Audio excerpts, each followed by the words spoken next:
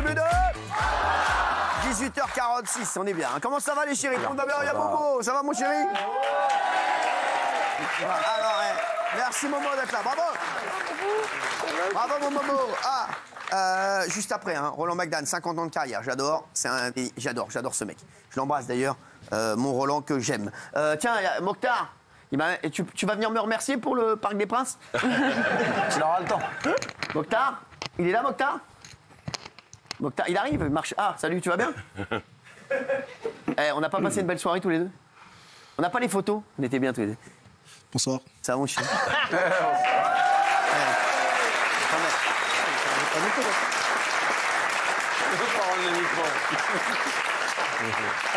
Non, mais vous avez vu comment il a fait un bonsoir de bonheur? Bonsoir. Je suis allé avec lui et il connaît tout. C'est lui qui grâce à lui, je me suis bien garé. Grâce à lui, je suis arrivé vite. Il connaissait plus de monde au Parc des Princes que moi. Hein. Croyez-moi. Ah si, je vous jure que c'est vrai. Les mecs le reconnaissaient plus lui que moi.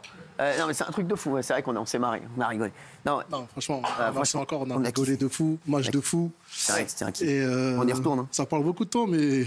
Ouais, dis raconte, c'est marrant ça, raconte. Non, les gens, ça critique beaucoup Cyril. Mais franchement, on était au carré pendant la mi-temps et c'est tous là en train de lui gratter les yeux coups. C'est vrai. Il y a des noms, franchement, c'est des noms exceptionnels. C'est vrai. C'est exceptionnel. C'est vrai. Ah, c'est vrai que ils aimaient bien le buffet, par contre, aussi. Ouais. Non, bon, avec le coach aussi, Dédé, on a... avec Didier Deschamps, que j'aime. Voilà, j'adore. Et même lui, il t'a fait la même remarque. Ouais, exactement. Mais lui, c'est le contraire. Ouais, c'est vrai que Didier, c'est le contraire. C'est le contraire. Mais voilà, on s'est régalé tous les deux. Franchement, on s'est régalé. On a rigolé, on a chanté, on a dansé. On va au match aller. Il faut y aller maintenant. Il faut y retourner, hein. Vous êtes les mascottes. Des 16e de finale, on y va. Super. Ils sont trouvés. Allez, c'est fait. Merci, mon chéri. Maintenant, merci, mon bébé. On a rigolé. Il est magnifique. Mokhtar. Non, mais c'est vrai qu'on s'est régalé avec mon Mokhtar. C'était très très bien. Comment ça va mon Momo? T'es content mon chéri? Roue libre ce soir. Roue libre ce soir. Il a dit roue libre. Oh, ça va Elisa? Vous avez fait un nouveau look? Ouais. Avec des petites lunettes comme ça? Ouais, mais c'est mes lunettes de vue en vrai. Ah ouais, d'accord, en vrai. Voilà. Ça va avec Jean-Michel, ça avance? Ça progresse doucement. Ok, c'est pas la folie encore. C'est pas la folie. C'est pas encore la folie, exactement. Ça va Polska? Ça va mieux? bien. Je sais que j'ai vu votre vidéo sur les réseaux, ça m'a fait de la peine. Oui, j'ai failli perdre un nez, Je sais. mais il est là. Exactement. Donc c'est bon? Vous avez vu le médecin? C'est bon, oui, finalement, il va rester en place. Non, sans rigoler. Non, je vous jure. C'est vrai? Oui. Bon bah ça me fait plaisir. Parce que Donc, elle m'a fait de la peine.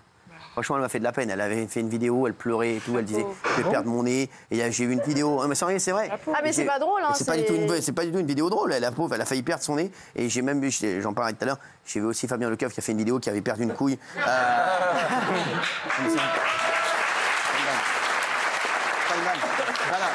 Mais Polska, je lui dis qu'on serait là pour elle quoi qu'il arrive. C'est vrai, vous m'avez envoyé un message, ça Ouais, m'a ou pas? touché. Ouais, parce qu'elle m'a fait de la peine. Franchement, je vous le dis, bah oui. Mais comment on peut Elle a perdre son pleuré et nez? tout, la peau, parce qu'il y avait une nécrose, et en fait, ça pouvait manger complètement le nez, et le nez pouvait Ouais, à l'intérieur, tomber. j'ai presque plus rien. C'est pas vrai. Et en fait, on m'a greffé un bout de côte, et c'est ça qui retient mon nez. Ouais.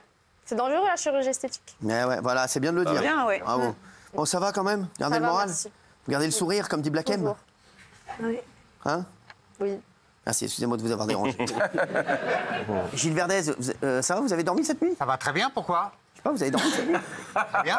Vous avez dormi cette Ah, nuit? je dors jamais, mais... Ouais, là, ça se voit, là, parce que là, il y a un délire. Hein. Qu'est-ce qui s'est passé? Rien. Vous étiez avec Fatou, quoi, cette nuit? Ah bah oui, quand même. Apparemment, il a fait des folies de son corps. Hein? Apparemment, il y a eu grand-papa dans grand-maman. Je pense que c'est autant spirituel que physique, parfois. Ah ouais? Merde. Ah oui, Hier, il y a eu quelque chose? De spirituel. Non. Ça, Si, de spirituel. C'est une excuse, ça. Ah ouais, c'est Non, on peut discuter toute la nuit ou tout ça, voilà. Bernard Montiel, je le trouve très en beauté aujourd'hui. Ah bon? Ouais. Parce que vous m'avez pas vu depuis 2 jours. Autant d'habitude, je vous trouve dégueulasse. Autant aujourd'hui. Non, vous avez un peu coupé vos cheveux, vous avez une bonne mine. Oui, j'ai coupé les cheveux, Vous êtes oui. magnifique. Ah bon, c'est gentil à vous. Ça va, vous? Oui, ça va très bien. Merci. Qu'est-ce que vous avez? Tellement de choses à vous dire. C'est vrai? Oui. Dites-le. Ben non, il y avait un très beau gala hier soir, on va en parler. Au gala de quoi? Des pièces jaunes. Ah, on va en parler? Oui, on va en parler un petit peu, oui. Prévu, c'est quand? Ben non, parce qu'à un moment, on parle de Madame C'est pas Macron. prévu, mais il va s'arranger pour qu'on en parle. Voilà. Alors non, ce que j'avais envie de dire surtout, Oui. parce que c'est important, vous savez le métier comme il est très difficile et qu'il y a beaucoup de gens méchants et c'est normal comme dans tous les métiers, on en a tous fait plusieurs. Hier soir j'étais avec Madame Delphine Ernotte, qui est la patronne de présidente France de France Télévisions. Eh bien vous J'adore, savez, je l'adore. elle est choquée par l'arrêt, sincèrement choquée par l'arrêt de C8.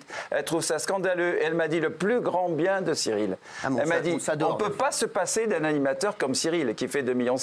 Alors c'est gentil, ouais. J'étais vachement content qu'elle me dise Elle ça. doit l'adore. tweeter du coup.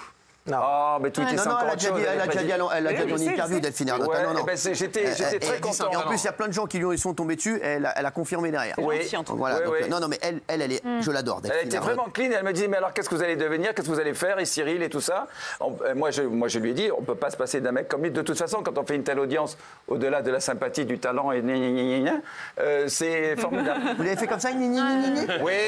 Non, parce que je ne suis pas du genre à dire plein de choses gentilles. Non, Vous savez que ça me mais gêne. bon, elle, je l'ai toujours dit que je l'avais. Ah non, elle vous aime beaucoup. C'est bien de le Ah oui. dire. Non, non, mais elle est super. c'est bien. J'étais Ouais. avec elle. Hein, elle était là quand j'y étais. Hein, Ouais. je crois. Elle était là quand j'y étais, je crois, Delphine. Où? Je venais de partir, je crois. Quand vous Elle- étiez où? À France Dans le Télévisions. service public. Ah, je sais Ça pas. va, vous suivez un peu le pas? Mais non, votre carrière m'a échappé. Ah ouais, bah moi, vous la avez fait vôtre, tellement de choses. la vôtre pas. Elle m'a pas échappé, moi. Ah, merci. Bernard Montiel. Ça va, Elisa? Ouais, super. Qu'est-ce qu'il y a? Bah rien, voilà, j'écoute Bernard, c'est très intéressant ce qu'il dit. Ça va. N'exagérons rien. Hein. Et- Sacha Elbaz est là. Ouais, ça va Va bien. je suis un peu en dépression, moi. Pourquoi? Parce que je suis passé d'une taille en veste. Non. Ouais, j'ai tellement grossi que j'ai dû prendre une taille au-dessus. Et Ah ouais. quand tu passes de taille en veste, c'est que vraiment c'est que ça devient problématique. c'est sûr, Donc du coup, c'est sûr. tu- C'est ça, quand tu passes de taille en veste, c'est que tu dois changer de meuf. Ouais, c'est ça, exactement. Je te le dis. Non, mais c'est vrai, ça c'est sûr. C'est sûr et certain. Robert Bonnet, Voilà. bon. Là, vous, Isabelle Morini-Bosque. Oui, moi, j'ai pas bougé en poids. Ah si, j'ai dû me tasser un peu, mais à part ça... Je savais qu'il ne faut jamais la prendre le vendredi. Très fatigué le vendredi. Très fatigué le vendredi. Ah non, Vraiment. alors, moi, j'ai eu une merde technique cette nuit. Ah ouais. J'ai perdu tous mes sons à RTL, toutes mes chroniques, j'ai dû tout refaire dans la nuit. Bah, les autres Donc, vont se remonter. Voilà. Non, Donc, personne ne s'en la est vie rendu moderne, compte. c'est bien quand ça marche. Merci. Vous savez que vous parlez toute seule là depuis 2 minutes? Vous êtes au courant ou pas?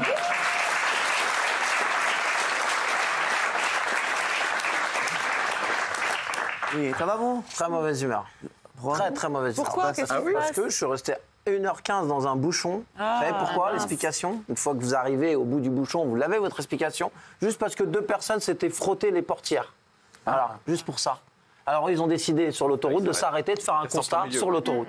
Et pendant 1h15, c'était comme un con, tu pollues, il y a des tas de kilomètres de bouchons, parce que 2 cons ont frotté les portières. Vous avancez 200 mètres, il y a une station-service, vous allez dans la station-service, vous faites un constat. On est en 2025, prends une photo avec ton téléphone du lieu de l'accident et dégage, laisse les gens passer 1h15. Gros coup de gueule. En colère. Oh, je suis en T'as colère. raison. À quel moment tu descends sur l'autoroute pour faire un constat? C'est dangereux en plus. Si t'as pété ton radiateur, puis de face avant, les airbags ils sont sortis, ok, on bouge pas. Là, il n'y a pas de blessés, ils rigolaient. Non. Alors moi, tu me connais, je suis un connard. Bien sûr. J'ai ouvert ma fenêtre et je leur ai dit, ça vous dérange pas quand ça fait 1h15 qu'on attend là? Juste parce que vous avez frotté les 2 portières. Oui, mais on est obligé de constater que la police arrive. Si vous pouvez pas attendre la police à la station-service, je suis à 2 doigts de retourner les voir. Non, mais ça.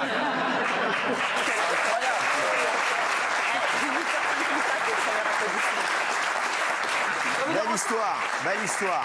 Ça va bon? Insupportable. Très bien. Très bien. Oui. Qu'est-ce qui se passe? Pleine forme. Oh bah non, je suis content d'être là. Puis Vous avez eu une voilà. bonne nouvelle? Pas spécialement, non. Mais j'ai pas besoin de bonnes nouvelles. Vous savez, moi, je suis un peu comme les simplés. Moi, la vie me suffit. Je suis un contemplatif, moi, donc. Ah, en tout cas, c'est très sympa de vous voir. Bah, c'est pas. Toujours un bonheur. Sacha Elbaz, allez, l'indique de la rédac, ramène-toi.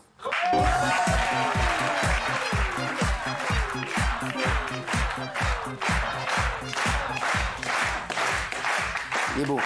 Il est beau. Oh, pas autant que Il a vous. pris du muscle. Et je suis déçu parce que d'habitude je vois tout le temps en costume et le jour où je suis là, vous mettez pas de costume. Pas le vendredi. Pas le vendredi. Ah, il est ouais. Vendredi, ouais, le Sportswear. vendredi. Le vendredi, c'est sportswear. Ouais, Sportswear, détente. Sportswear. Si vous connaissez beaucoup de monde dans le milieu télévisuel, quoi, la téloche, quoi. Je connais 2-3 personnes. Ouais, je suis ouais. un petit peu, ouais. Ouais, et à chaque fois, ils ont un point commun. Ils vous disent tous de passer le bonjour à quelqu'un. Ah ouais? Ouais, à chaque fois, vous avez toujours un bonjour à passer au chroniqueur. Je sais pas si vous vous souvenez. C'est les bonjours de la semaine. Non. Non, arrête. Je connais un mec, Victor à Europe 1. Je t'embrasse. Victor. Celui qui a bouffé le cul sur l'escalator. Tiens, Robert t'embrasse de Europe 1. Attends. Vas-y, et Robert, celui qui t'a bouffé le cul sur un réverbé. Ça va te chercher le truc. Petit apéritif, comme ça. J'avais le bonjour de Ganus, moi. Ah oui, c'est vrai. Oui. C'est vrai, il avait le bonjour de Janus, vous l'avez pas pris.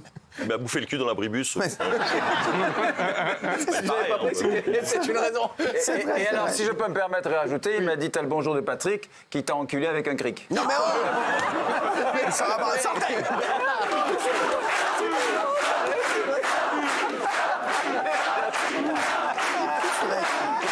Ah, je le dis, je n'ai jamais dit ça. Je n'ai jamais dit ça. Bien sûr. J'ai jamais dit ça. Allez, autre chose. Bravo, Montiel. Bravo, Montiel, bravo. Fabien Lecoeuvre, qu'on surnomme également Big Laoui. Big Laoui, exactement. Alors on le sait tous, Big Laoui est la traduction littérale de gros paquet.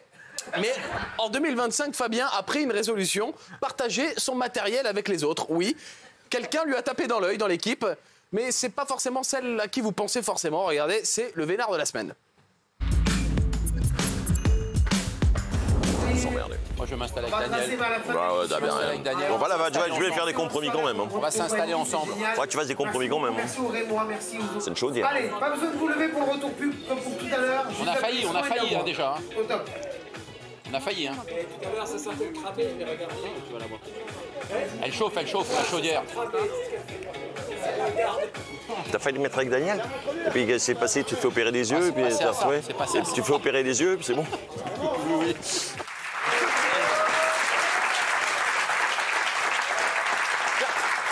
Et on a le droit à toujours la même blague de Jean-Michel Maire. Quelle tristesse. Oui. Mais c'est pas faux. Parce qu'ils travaillaient ensemble à France Télévisions. Et je vous jure que c'est vrai, c'est pas une vanne. Ils ont failli se mettre ensemble. côtoyés. Fabien Lecoeuvre et Daniel Moreau. Eh ouais.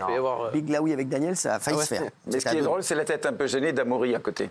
Oui. J'aime bien, toujours un peu timide. Ah oui, on est toujours gêné quand on voit Big Laoui, vous savez. Bon, autre chose. Puisqu'il y avait Jean-Michel dans l'extrait, j'ai une petite question pour vous, mon cher Jean-Michel. Sur une échelle de 1 à 10, combien vous considérez être complice avec le nouveau chroniqueur Thomas Guénolé? 10. 10. Très complice, très pote. Bah oui, vous l'adorez. Le meilleur pote, bah bien sûr. Ouais, vous l'adorez. On a vu ça.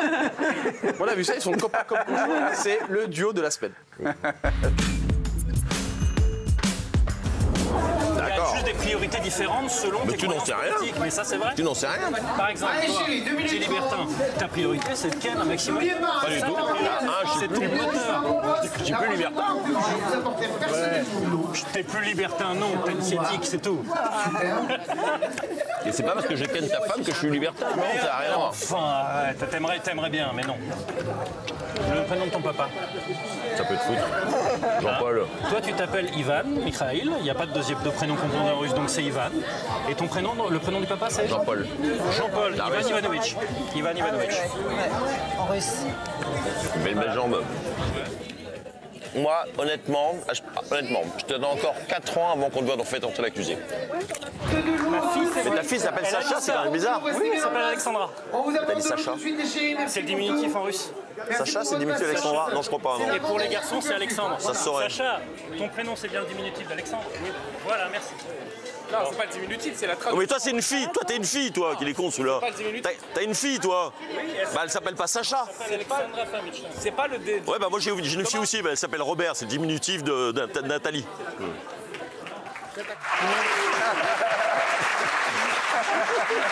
Merci Sacha Elbaz, merci. Un dernier, Cyril. Très bon. Cyril, je pense que vous allez adorer, c'est ma pépite de la semaine. C'est quoi? Il concerne votre petit chouchou. Si je vous dis le roi de la mozza et des Fabrice punchlines, Divisio, je l'adore. Fabrice Divisio, évidemment. Fabrice Divisio qui sera avec nous tout à l'heure, bien entendu. Et oui, il arrive ici. Géraldine. Il arrive ici, il défonce tout le monde et il repart tout fier. Un peu tôt peut-être. Regardez, c'est le bébel de la semaine.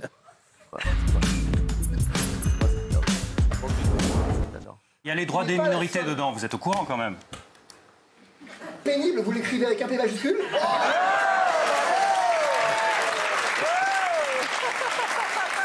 Alors du coup, quand le roi de la punchline s'en va, il est fier, et bah donc il bombe le torse. Hein.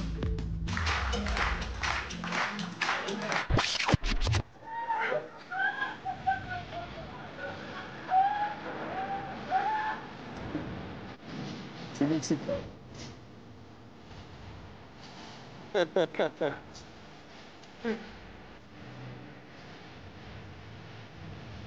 Il est tellement bien. C'est mythique. C'est mythique. C'est mythique. Mais je crois que comparer Fabrice à Bébé lui a un peu trop monté à la tête. Du coup, Division ne calcule plus personne maintenant. Merci. On arrive. Fabrice, je n'ai pas dit bonjour. On récupère pas tous les gobelets, s'il vous plaît. Merci beaucoup. Voilà. T'as jamais envie de participer à Mister France, toi? Allez, c'est parti, on reprend. 50 secondes. On se rassoit pour le retour pub. Pas besoin de vous lever. Juste applaudissements et la voix. Je l'adore, je l'adore. Vous le savez, hein. Vous savez, je suis fan de Fabrice Vidéo, vraiment fan de lui, il est exceptionnel. Allez, on va revenir sur tout ce qui s'est passé à la télé. Aux États-Unis, le prix des iPhones vendus avec TikTok s'envole. Je ne sais pas si vous avez vu ça, Gilles Verdez. Hein. Absolument. Merci, salut. Non, je pensais que vous aviez un extrait. Non, parce que TikTok étant potentiellement interdit et surtout les opérateurs ayant peur d'une amende s'ils le téléchargent, il y a des gens qui revendent leur iPhone sur lequel TikTok est déjà chargé en seconde main. Et je vous donne un prix, un iPhone qui vaut 1500, le 15 Pro Max, $1500. Ils le revendent à $3500. Comme ça, vous avez déjà TikTok et vous êtes sûr de l'avoir, alors que peut-être que demain, vous ne l'aurez plus. Voilà. C'est incroyable. Oui, c'est une nouvelle poule aux œufs d'or maintenant. C'est une nouvelle poule aux œufs d'or. Absolument. Exactement. Je vais vous montrer un reportage d'une journaliste dans le métro de Madrid qui ne s'est pas terminé comme prévu. Le caméraman qui accompagnait la journaliste s'est retrouvé bloqué dans la rame durant le reportage, laissant la journaliste seule sur le quai. Regardez. Pues sí, apenas quedan 24 horas para abandonar este gesto. Un gesto que llevamos repitiendo desde hace 2 años y 9 meses, concretamente desde el 3 de mayo de 2020. Ahora ya deja de ser obligatoria a partir de mañana, aunque hemos hablado con muchos pasajeros. ¡Ay, mierda!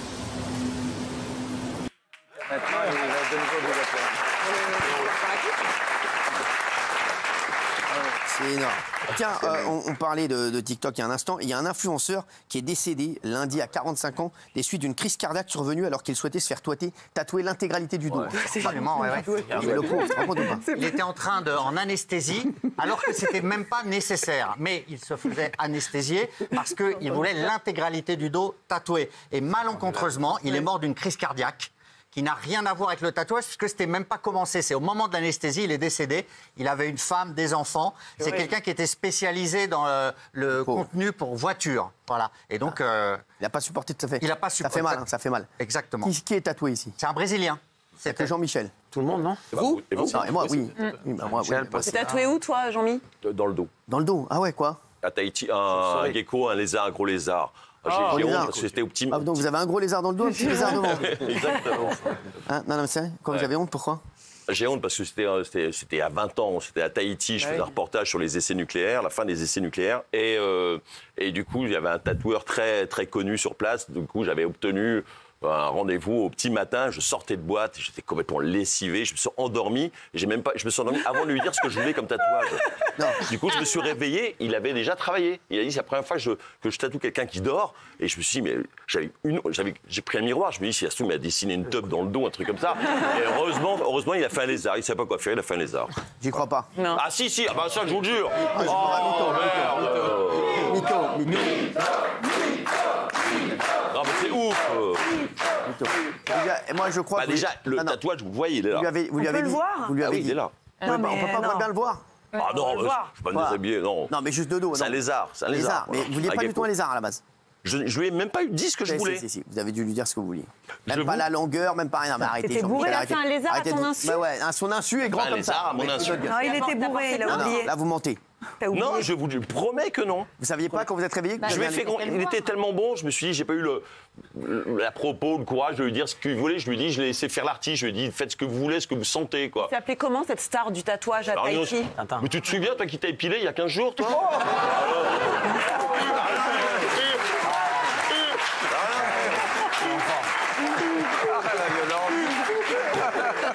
Moi, je pense que vous mentez. Non, je vous promets que c'est vrai. Moi, je crois qu'il était bourré.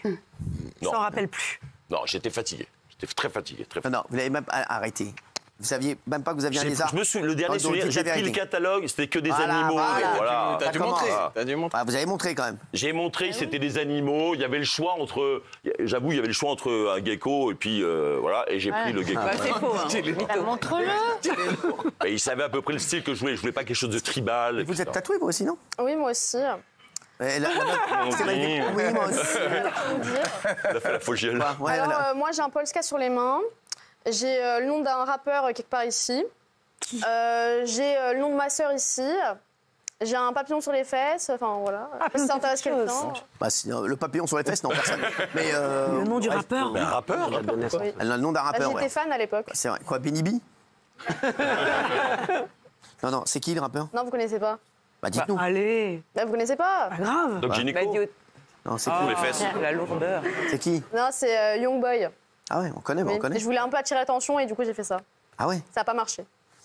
Voilà. Sympa, vous avez une vie palpitante. Hein. Non mais Cyril, moi j'étais choqué parce que cet été j'étais en boîte à Marseille, alors que j'aimais en boîte, et il y avait un stand de tatouage. Mais les mecs venaient, mais ils étaient complètement bourrés et ils se faisaient tatouer. Mais je me dis, ces gars-là, le lendemain matin, ils se réveillent, ils regrettent, c'est sûr. Un stand rempli que de tatouages. Bah, t'arrives, t'es éclaté, tu demandes un tatouage, le lendemain tu retournes, t'es... Tu le recouvres après, tu peux. Il y a des C'est moyens. chaud quand même, hein. Feriez-vous? Vous n'êtes pas tatoué, vous? Non, pas tatoué. Ah. Vous, oui. D'ailleurs, je me suis demandé, comme vous avez fait sur tout le bras, si ça faisait mal. Non, le plus mal, c'est ici. Ah, ici. Et il y a d'autres projets ou pas? Non. Mais vous êtes tatoué ici? Moi, je suis tatoué ici. Ah ouais? Bah si, vous savez. Bah oui. Je regarde pas votre torse tous les jours. Magnifique. Ah, c'est bon. C'est quoi la signification? Là, c'est un chiffre, tu vois, avec c'est un chiffre romain. C'est un chiffre romain. Bah oui, mais c'est une date. Une date. Date de naissance. C'est la date de naissance d'Isabelle Morini-Boss. C'est pour ça qu'il y a beaucoup de... C'est plus sur... C'est la date de naissance de mes enfants. Ah, tu voulais faire sur les parties intimes qui préparent la guerre, préparent la paix, tout en respect, dans la cordialité. La guerre prépare la paix. Tu le fais plus ça, tout en déroulé? Tu le fais plus? Peut-être, si. Mais quand c'est au repos, c'est guerre et paix, et quand c'est...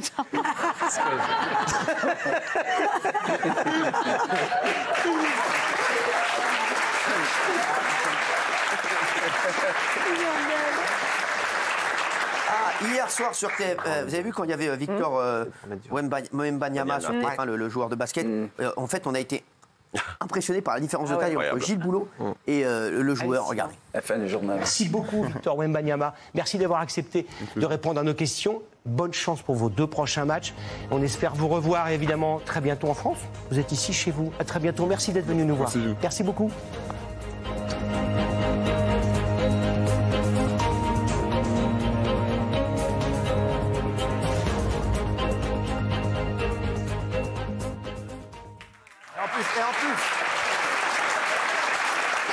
Et c'est-à-dire, en plus, Gilles Boulot, il est pas petit. Hein. Il est normal, taille normale. C'est quoi, un 83, je crois. 84. Il est très grand. Mais vous l'avez vu au Parc des Princes, est-ce que ça vous a donné cette impression? C'est un truc de fou. Vraiment? Un truc de fou. Même par rapport à Mokhtar, il était impressionnant? Ah ouais, mais non, mais rien à voir. Ah ouais? Mokhtar, c'est Fabien Lecoeuvre à côté. Ah ouais? Ah, c'est Big Là, oui, je vous jure que c'est vrai. Mokhtar, c'est 2m21. C'est incroyable, 2m21. Du 56. J'ai vu un tweet très drôle et le gars il disait salaire brut à droite et salaire net à gauche. Pas mal. Les tweets. Je vais bientôt vous donner un maillot de lui dédicacé des Spurs. Ah ouais. Le dernier s'est vendu 162 000 € aux enchères. Vous allez me le donner? Bah parce que j'ai rencontré un ami, le meilleur ami de son agent qui m'a dit de donner la série. Il est d'une gentillesse lui en plus. Bien, il est très adorable. D'une humilité, ce garçon, alors que c'est une star internationale. Vraiment, c'est un exemple. Non, il est jeune aussi. Vraiment, mais il est incroyable. Justement, il est jeune, il a la tête sur les épaules. Il est incroyable. Plus d'1 mois de travail et 9000 allumettes. L'incroyable collection de maquettes de Pierre. Je voudrais qu'on en parle absolument de ça. Gilles Verdez. Il est incroyable, Pierre. Il a 65 ans, il est dans une maison de retraite et pour être fidèle au Moulin Rouge là, il se fait envoyer par le monument les plans. Le Moulin Rouge lui envoie les plans et il fait ça, c'est sa passion. Il a fait plein de monuments dans le monde. Je crois que maintenant il veut faire la Sagrada Familia de Barcelone. C'est extraordinaire. Il est à Verdun. C'est fabuleux. Bravo Pierre. Il est incroyable, Pierre. Ah oui. Bravo, plus d'1 mois de travail. C'est beau, 9000 allumettes. C'est magnifique. Combien de tubes de colle? Incroyable. La statue de la liberté, elle est folle. Ah, mais il est très fort. Franchement, il est. Statue de la liberté. C'est adorable. Quoi? J'ai relevé la statue de la liberté. La statue de la liberté. La statue de la liberté. Non, la statue de la liberté, c'est le mieux. C'est une interprétation. Elle est stylisée. C'est hyper dur à faire. C'est la statue Statue de la liberté après le Covid. Non, mais c'est parce qu'elle était en confinement, là. Non, franchement, c'est pas mal. Bravo, Franchement, c'est pas mal. Je suis c'est désolé. remarquable. Cyril, l'exploit est d'autant plus retentissant qu'il a des problèmes aux yeux. Il travaille 6 heures par jour. Mais je vous jure, il a des problèmes aux yeux, vous vous rendez compte? Incroyable. Ah oui, 6 heures par jour avec ses allumettes. On s'occupe comme on peut. Hein. C'est magnifique. Il est très fort. Bravo, lui. Bravo, franchement, il est très fort. Bravo.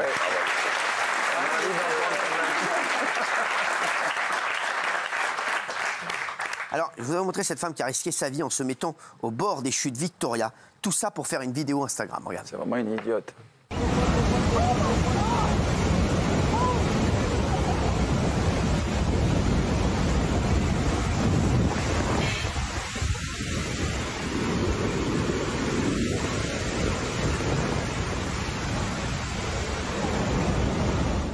Même pas. Alors, c'est une folie absolue, mais on voit pas après, à la fin, j'ai l'impression, j'espère pour elle, qu'elle est solidement arrimée et tenue au pied. Un fil qui la tient par la cheville. Ouais, parce que sinon c'est trop dangereux. 108 mètres de hauteur. Hein. C'est chaud ce qu'elle a fait. C'est beau les chutes du Niagara. C'est pas le Niagara. C'est Victoria. Non mais Bernard Montiel, mais non mais pas une dedans. C'est insupportable.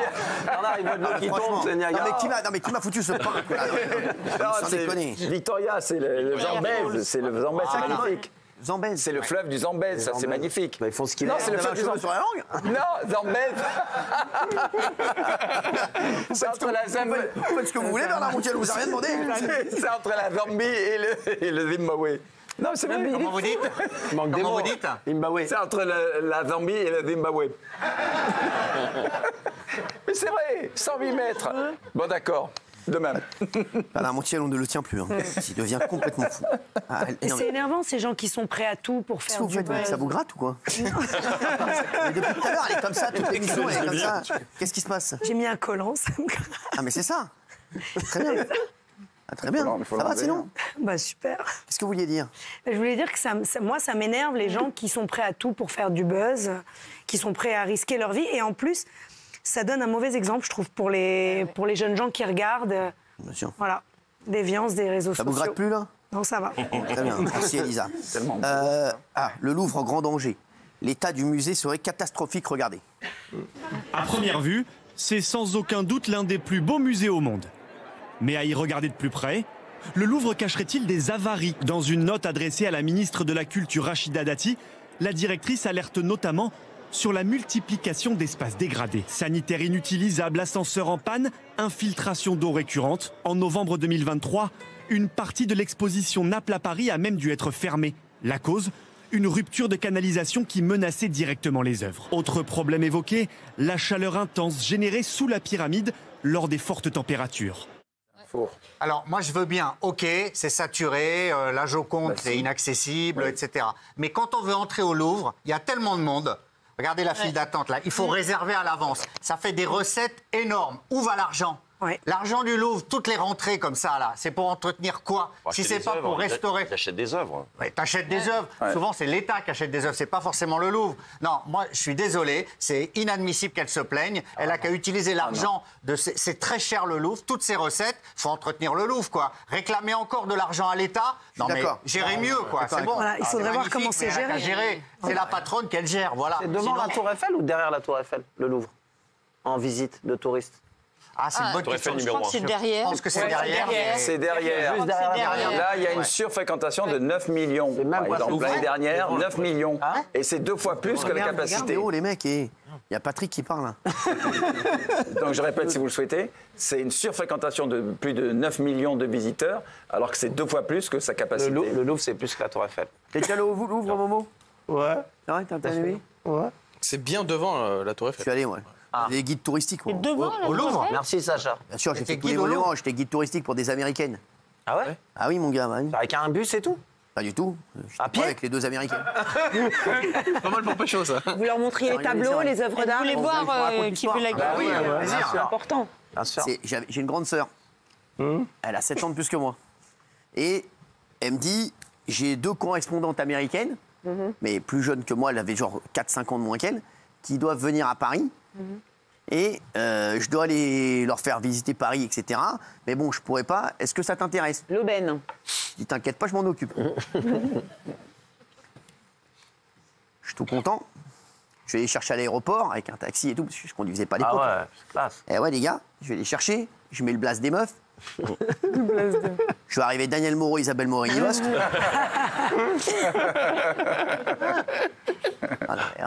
Non. Donc très belle comme vous. Non, 2 Américaines, bon, pas mon délire du tout. Et donc je me suis retrouvé 2 jours avec elles à faire tous les monuments de Paris. Je parlais pas un mot d'anglais. Voilà, elles se retrouvaient à la maison avec ma mère, etc. Elle dormait chez vous. Bien sûr. Et je leur faisais dire des trucs à ma mère. Ah. Du genre, genre ma mère, elle leur faisait à manger, et je disais, oh, votre pain a un gros zizi. Ma mère, elle disait, qu'est-ce qu'elle veut, ces Américaines? Il n'y a plus d'Américaines ici. Elle a appelé ma soeur, elle a démonté, non, sans rien, donc j'ai fait guide touristique. Je suis allé à Notre-Dame, j'ai fait le Louvre, j'ai tout. Depuis, j'ai plus rien visité. Voilà. Vous leur avez montré qui veut la paix prépare la guerre. Alors, on a le classement d'ailleurs des 10 monuments les plus visités en France. Sachez-le, on vient de l'avoir. Alors, en premier, donc c'est le Louvre, 2 châteaux de Versailles, 3 tours Eiffel, 4 centres Georges Pompidou et 5 Daniel Moreau. Non, là, voilà, il y a Cité des Sciences, Musée d'Histoire Naturelle, Arc de Triomphe, Musée de l'Armée et Musée du Quai Branly. Vous avez tout fait, vous? Oui, Non, alors, oui. C'est vrai ce qu'ils disent, la chaleur sous la coupole, là, le machin. La chaleur. Hein. Le machin égyptien, là. Ouais. Eh ben, on Ça, c'est une crève pyramide. de chaud l'été, c'est dingue. Ah, tiens, ma mère, les Américaines, je m'en souviens. Ouais. Je me souviens des Américaines. Oui ou pas? Alors, on nous regarde, en tout cas. Allez, dans un instant, on aura les coups de cœur et les coups de gueule. J'ai un gros coup de cœur, restez avec nous. Et puis, il y a un coup de cœur de Polska également. Hein, ça va bien? Ça va, vous? Pour du tennis. La pauvre, regardez. Ça va, le néné? Merci. Géraldine a un coup de cœur. Oui. Raymond a un coup de gueule. Ouais. Et Sacha Elbaz a un coup de gueule. Gros coup de gueule. Qu'on ne fera pas. Non, je rigole. Non, il est pas mal, le vôtre. Très fort. Allez, à tout de suite sur C8.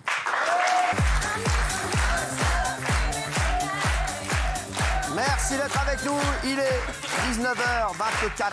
On est en direct. C'est la tribu 2. Merci d'être là. Allez, j'ai un coup de cœur. Demain soir, C8 va diffuser un documentaire exceptionnel intitulé Objectif BRI. On va voir un extrait. Regardez, on a l'occasion de voir ce qu'est le quotidien des membres de la BRI. Ils ont pu réaliser plusieurs activités qu'ils n'auront jamais, peut-être plus jamais, la chance de refaire. Ils ont fait une descente en rappel du haut d'un immeuble. Regardez. Avec ta main droite, tu vas tenir la corde qui est là. D'accord. Et cette main-là, elle reste toujours derrière tes fesses. Je veux plus la voir jusqu'à ce que tu sois en bas. Derrière tes fesses. Et pousse sur cette jambe-là, et ouvre la poignée. Voilà. Je comprenais pas trop comment me positionner. Une fois que tu trouves la bonne position, ça glisse tout seul. Ah, c'est bon. Eh ben, c'est super, tu as tout compris. Écarte les jambes et plie un peu les genoux.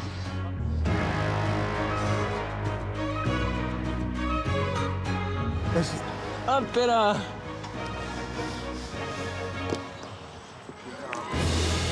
Yes.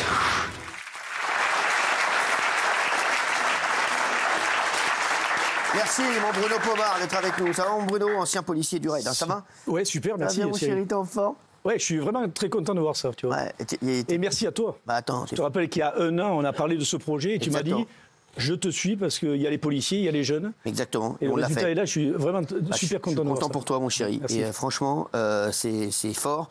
On va voir un autre extrait. Ils ont également pu aller au stand de tir de la BRI. Ça, c'était incroyable pour eux. C'est le genre d'endroit qui fait fantasmer plein de gens. Et ces jeunes ont eu la chance d'y aller en exclusivité. Regardez. Maître mot, c'est la sécurité. D'accord? Quelques règles essentielles à observer quand on a une arme à la main. Dans un stand de tir, le canon, toujours parallèle au sol, en direction des cibles. D'accord? Au coup de sifflet, une cartouche. C'est combien de cartouches tirées par mois, par an? C'est 150 cartouches au minimum par personne et par semaine. Ah oui, quand même, oui.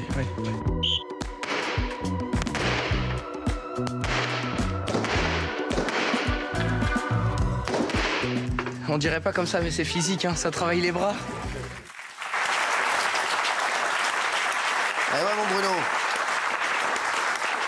C'est magnifique. Alors, raconte-nous un peu le projet. Écoute, d'abord, c'est un projet qui a mis beaucoup de temps à se mettre en place parce qu'il faut beaucoup d'autorisation. Et je voulais remercier le préfet de police, Laurent Nunez, qui est quelqu'un de formidable, à la direction de la com. Simon Riondé également, qui était le patron de la BRI, et Pierre Lecoz, qui ont accueilli ces jeunes parce que c'est pas du tout évident de rentrer dans un milieu comme ça, je peux vous assurer. Non seulement ces opérateurs de la BRI font un travail 24 heures sur 24 en matière de PJ, d'intervention, ils sont sans arrêt sur le terrain. Donc, nous accueillir pendant 3 jours comme ça en immersion, je peux vous assurer que c'est un cadeau, mais que tout le monde rêverait d'avoir. Et ça a été, encore une fois, un moment extraordinaire qu'on a fait avec ces jeunes-là. Ce sont des jeunes qui viennent des établissements publics d'insertion dans l'emploi. Ce dispositif aide les jeunes de 17 à 25 ans à se remettre dans le circuit, etc. Ce n'est pas les jeunes délinquants du tout, hein, c'est les gamins qui se cherchent, et il y en a beaucoup malheureusement. Et moi j'ai voulu mettre en place ce concept, mais vraiment je te remercie infiniment, parce que c'est le résultat de 34 ans de l'association Red Venture que j'ai le plaisir de présider avec 500 policiers bénévoles qui vont faire du lien au quotidien dans les quartiers pour les enfants. Donc, voilà. Exactement, on va avoir un dernier extrait, ça passera demain sur C8 à 21h10. L'un des moments qui a dû être le plus impressionnant pour eux, c'est la simulation d'assaut. Regardez. On avait convenu d'un code avec nos collègues. Vraiment la surprise. Vous avez assisté à quelque chose. Et bougez pas. 36 Bougez pas. Il nous a tous surpris parce que en fait, il était en train de nous parler et tout, et d'un coup, il a tapé sur le mur. Il y a 20 000 personnes qui sont sorties de nulle part. Passe là-bas, je t'ai dit. Passe là-bas. Allez! Quand on est rentré dans le feu de l'action, moi et Émilie, on était poussés dans la salle du fond. On s'est un peu laissé faire. Enfin, je pense que c'est une réaction naturelle. Demain, sur C8. 21h10, merci Bruno, hein. C'est super projet. Puis on peut saluer Alonso, Abdou, Émilie et Jérémy, voilà, ces 4 jeunes qui ont... Exactement, bravo à eux, et bravo à Bruno Pomar, hein, qui a été très bon. Bravo Bruno. On suivra ça. On suivra ça demain, tu peux rester un peu avec nous. Hein. Mais avec plaisir, merci. Attends, avec plaisir, c'est toujours un bonheur de te voir. Merci, c'est vrai qu'on ne s'est pas vu depuis longtemps. Oui, t'as des nouvelles des copains du SPIP? Mais toujours, je m'y attendais à celle-là. Ah, mais c'est non, je voulais saluer d'ailleurs le GIGN qui a fait une très belle opération aujourd'hui. Ah ouais, on les embrasse également, merci. Et les copains du SPIP, toujours. Polska, qu'est-ce qui se passe? T'as un coup de cœur? Moi, j'ai un coup de cœur pour une joueuse de tennis. Ouais. Parce que j'adore le tennis, et vous savez, les joueurs... Vous avez adoré le tennis, vous? Oui, j'adore le tennis. Vraiment, j'ai plein de joueurs préférés et tout. C'est qui? C'est Rodolphe Federer. Rodolphe Federer.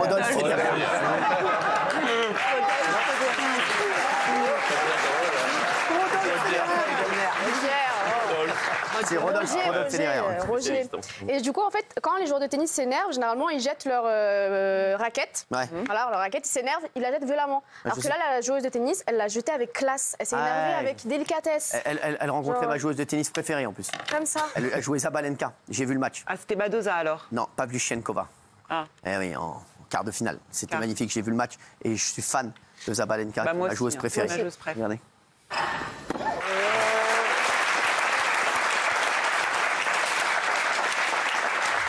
Et bien sûr, demain, il y aura la finale, hein, demain matin. Exactement. Et ça, c'est pour éviter les amendes, parce que la moyenne, c'est 7 500 € quand on jette sa raquette, c'est 7 500. Et si c'est doublé en plus de paroles, ça peut monter jusqu'à 25 000 €. C'était mignon. Zabalenka qui peut gagner le tournoi pour la 3e fois d'affilée. Ouais, énorme. L'Open d'Australie. Moi, elle a fait ça. Merci. On a un coup de gueule de Sacha Elbaz, oui. Oui, je ne sais pas si vous vous souvenez, mais il y a 2-3 mois, j'ai été cambriolé comme des millions de Français. Ça arrive malheureusement beaucoup trop. Et je suis tombé sur une vidéo sur les réseaux hier, une sorte de tuto où tu as 2 gars qui expliquent comment cambrioler un appartement. Et ce qui est dingue, c'est que moi, j'avais une caméra à la maison, donc j'ai vu la manière dont ils m'ont cambriolé. Et c'était exactement le même procédé. C'est-à-dire que là, on a des gars sur les réseaux sociaux qui expliquent, mais vraiment, mais parfaitement comment cambrioler un appartement. Donc moi, il s'était passé par ma terrasse, et vous allez voir dans la vidéo que c'est exactement de la même manière dont ils sont entrés dans mon appartement, et il explique un peu les techniques, comment voler et quelles sont les pièces à aller en priorité. C'est dingue. Là, on voit que sans forcer, la porte, elle bouge. J'ai juste à mettre ma force et après, ça se casse et on rentre. Là, on regarde directement ici ce qu'il y a. On regarde directement sur les tables s'il y a des objets de valeur ou pas. Par exemple, là, on voit il y a une grosse enceinte, tu vois. Tu vois, ça, on peut dire que ça peut se revendre entre 500 et 1000 €, par exemple. Après, on va fouiller les chambres directement. Et les plus gros objets de valeur, c'est dans les chambres. Ensuite, voilà, hein, dès qu'on est dans l'appartement, on se sert. On vise les bijoux, les montres, les objets de valeur. Vous avez vu, c'est très, très simple de rentrer. Il y a différentes techniques. Là, on vous en a montré juste une. Après, on ne peut pas tout montrer. Ça va faire cramer les choses et nous, on n'est pas là pour ça. Voilà. Alors, non, mais ça peut mettre aussi, on garde les gens. Hein.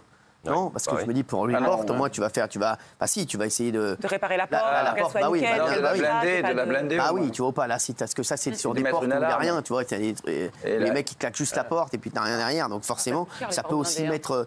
Voilà, je suis désolé, ils peuvent mettre en garde aussi des gens contre des éventuels cambriolages, je trouve. Contre les erreurs à pas faire, c'est ça, que même quand on est là, il faut fermer la porte à clé de l'intérieur, il ne faut pas laisser ouvert, parce que ça s'ouvre beaucoup plus facilement quand il n'y a pas le double tour, pas le triple tour. Donc, tu vois, je suis... Ça marche dans les deux sens. Qu'est-ce que t'en penses, toi? Moi, je suis plutôt côté Sacha. Plutôt que c'est modus operandi, technique. Non, parce que là, tu vois pas la technique. Non, ils ont juste montré comment casser la porte. T'as vu la technique? Alors, ils le font sans être masqués. Ouais, mais le but, c'est de prévenir. Ils peuvent pas. C'est des lanceurs d'alerte à ce moment-là. Non, mais en vrai... S'ils le font masquer, c'est qu'ils ont des choses à te reprocher. Mais là, au moins, là, ça va montrer aux gens. Là, je suis sûr que tous les gens qui nous regardent vont tester leur porte. On va tester la porte, ils vont tester leur porte et ils vont voir. Mais il n'y a pas que la porte, moi. En même temps, quand tu as un appart comme ça, tu as une porte blindée parce que les mecs, de toute façon, s'ouvrent aussi facilement. Mais tout le monde n'a pas les moyens d'avoir une porte blindée. Bah oui. Mais là, vous retournez la charge de la faute sur les gens qui sont cambriolés. Pour une fois de ma vie, je suis d'accord avec Gilles. Quand tu as un appartement de ce niveau-là, c'est pas un appartement d'une tour de. Tu te payes une porte blindée. Bruno, moi, j'ai pas les moyens de me payer une porte blindée. Je pense comme beaucoup de Français. Moi, mon appartement. Non, mais il parle de cet appart-là. Oui, d'accord, mais donc il y a des Français qui peuvent pas se payer une porte blindée. Moi, ils sont rentrés par la fenêtre. Et ils ont pris exactement la même technique. À deux comme ça, ils ont tapé la fenêtre et pourtant c'est une fenêtre récente. Là où il y a des thunes. Ils vont pas chez les ouvriers. Non, il y en a plein qui se font cambrioler. Il y a des millions de Français qui se font cambrioler. Ils vont que chez les tunés. Ben oui, les joueurs de foot, les gens qui ont des tunés, les gens connus, les gens qui sont sur les réseaux sociaux aussi, les influenceurs et compagnie. Il y a plein qui se font cambrioler, Bruno, des commerces. C'est pas pour ça qu'ils doivent se faire cambrioler. Non, mais bien sûr. Bruno, est-ce que vous ne pensez pas que s'ils veulent rentrer, de toute façon, ils rentrent d'une façon ou d'une autre? Ils connaissent toutes les combines. Oui, mais il faut des alarmes volumétriques. C'est-à-dire que dès qu'ils détectent une présence, que ce soit par la fenêtre, comme toi, c'est rentré par la fenêtre. Moi, c'est arrivé aussi par la terrasse. Moi, Daniel Moreau, il a mis une alarme volumétrique dans son slip. Ça que plus personne ne rentre. Elle sonne jamais. Elle sonne jamais, elle est jamais sonne. Mais en même temps, quand ça sonne, ils viennent nombreux, ils vont très très vite. Ouais. Pendant 1, 2, 3 minutes, et bam, même si ça sonne. Je sais pas si je vous l'ai déjà dit, mais moi, les forces de l'ordre m'ont dit que les alarmes ne servaient absolument à rien. Que quoi qu'il arrive, s'ils voulaient rentrer, ils entraient dans l'appartement. Que le seul truc qui était dissuasif, c'est les caméras qui envoient un gaz. Quand il y a une effraction qui est constatée, ça envoie une fumée. Bon, moi j'ai un chien, je ne pouvais pas le faire, mais il y en a plein qui visiblement ont ça et ça marche très bien. La fan de tennis, comment elle va? Ça va. Vous savez qu'il y avait une Polonaise en demi-finale? Oui, je sais. Vous êtes fan de tennis, c'est qui?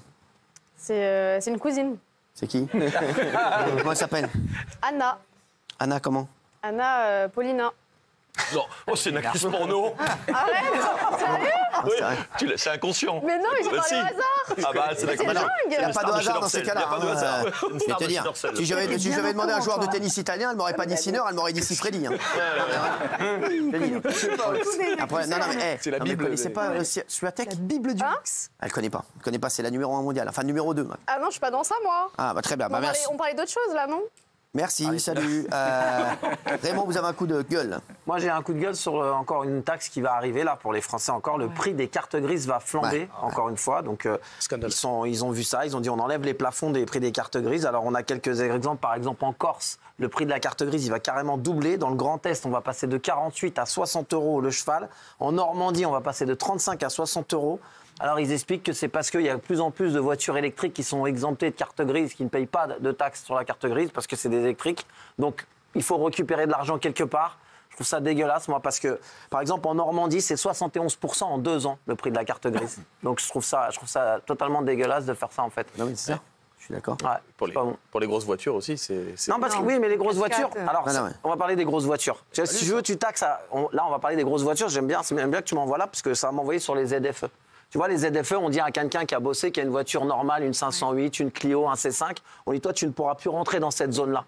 Mais un mec qui a de l'argent, qui arrive avec un V8, une Aston Martin, une Lamborghini, une Ferrari, une Porsche, lui, il a payé une taxe à la carte grise. Il a donné 40 000 €. Lui, par contre, il a le droit de rentrer dans les centres-villes. C'est vrai, il a le droit d'aller où il veut. Et sa voiture, elle rejette 250 grammes de CO2, c'est pas grave, il rentre. Parce qu'il a payé. Mais toi, avec ta putain de Clio de merde, tu rejettes 80 grammes de CO2, tu ne peux pas rentrer. Explique-moi pourquoi une Clio, elle ne peut pas rentrer dans un centre-ville alors qu'un V8 pollue plus que la Clio. Explique-moi. Je suis tout à fait d'accord avec toi. Moi, explique ça, je te dis d'accord.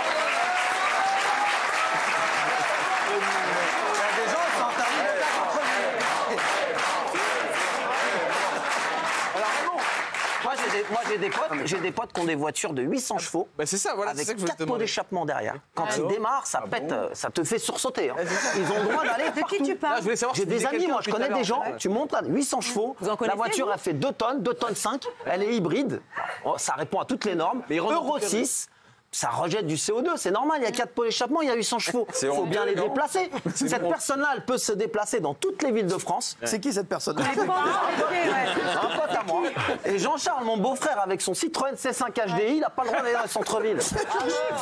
Jean-Charles, mon beau-frère, c'est magnifique. C'est quand même incroyable. Non, mais Il y a des gens qui Jean-Charles, peuvent même ton plus aller beau-frère, chercher leurs enfants. il n'a pas le droit. Non, mais c'est-à-dire que t'es avec ta famille, tu dis je veux aller. Alors, si tu vas même plus loin, ils sont en train de tuer les centres-villes. C'est-à-dire que les centres-villes, un jour, parce que c'est pas les riches, les villes riches, ils iront toujours, les gens, avec leur voiture électrique. Mais les petits centres-villes, les gens vont plus y aller, ils vont aller dans les zones industrielles pour aller faire les courses. Et tous les commerçants qu'on va voir, des villes fantômes, avec des commerçants fermés, de la peinture, des tags, comme à Grenoble, certains endroits où on voit à Grenoble, où le centre-ville, il est en train de mourir.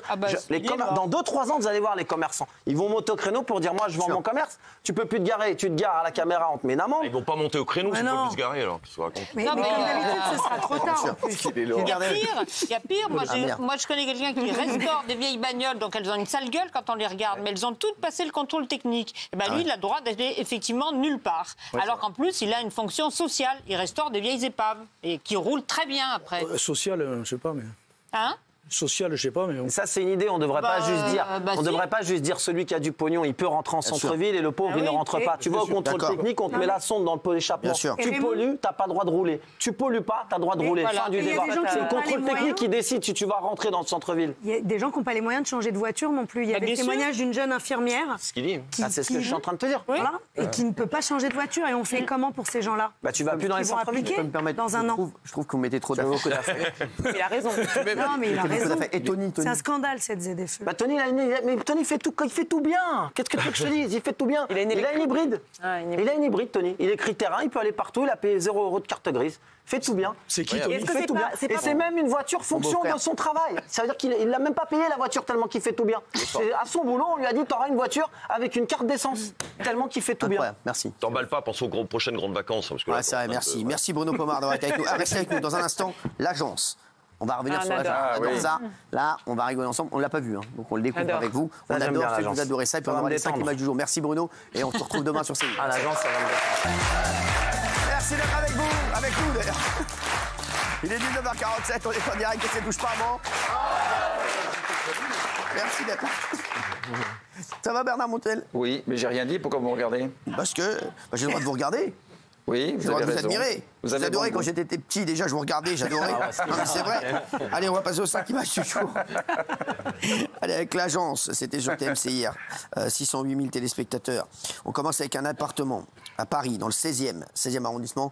C'est bien, à Victor Hugo, vers l'avenue Victor Hugo. C'est pas pour les misérables. Hein. C'est pas mal. Je vais pas vous mentir. Bravo. Merci. Bravo. Voilà.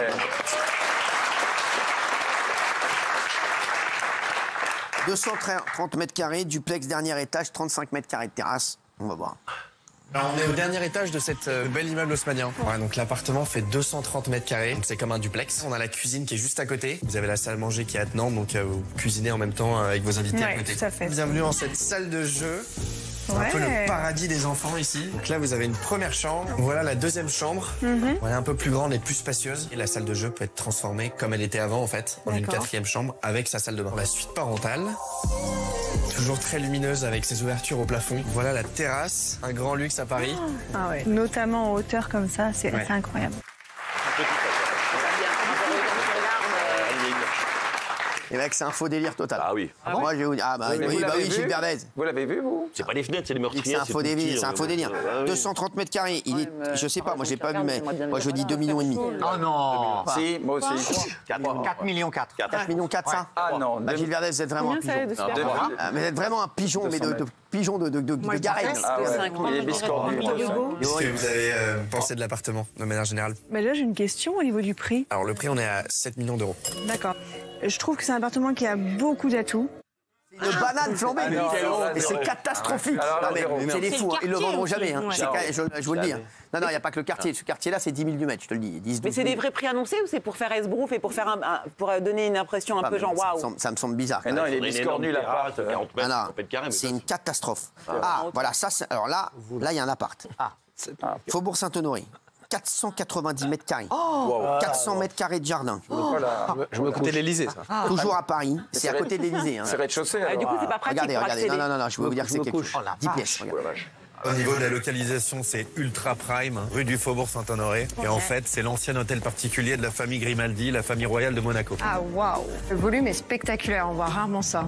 Derrière vous, vous avez des médaillons dorés à leur fin qui représentent chacun une fable de La Fontaine. Gigantesque cuisine, une grande table de salle à manger dans la cuisine, ça donne la taille de la cuisine. La chambre principale, venez. Elle fait 45 mètres carrés. Ah oui. C'est gigantesque, c'est une vraie suite. C'est une salle de bain digne d'un palace. Avec la baignoire au milieu et derrière, vous avez une très grande douche hammam. On a 400 mètres carrés de jardin, entièrement arboré. Vous dites combien? Moi, je vais dire mon prix. 14 millions. 18. 25. Moi, je dis 36 bars. 36 millions. 36 millions. 36 millions. 24. 36, je dis. Regardez. Les chaises et tout. Je vous rappelle qu'il y a 2 ans, le premier jour de commercialisation, l'ex-propriétaire avait reçu 3 offres au prix du mandat. Aujourd'hui, il est remis à la vente à 34 millions d'euros. Wow.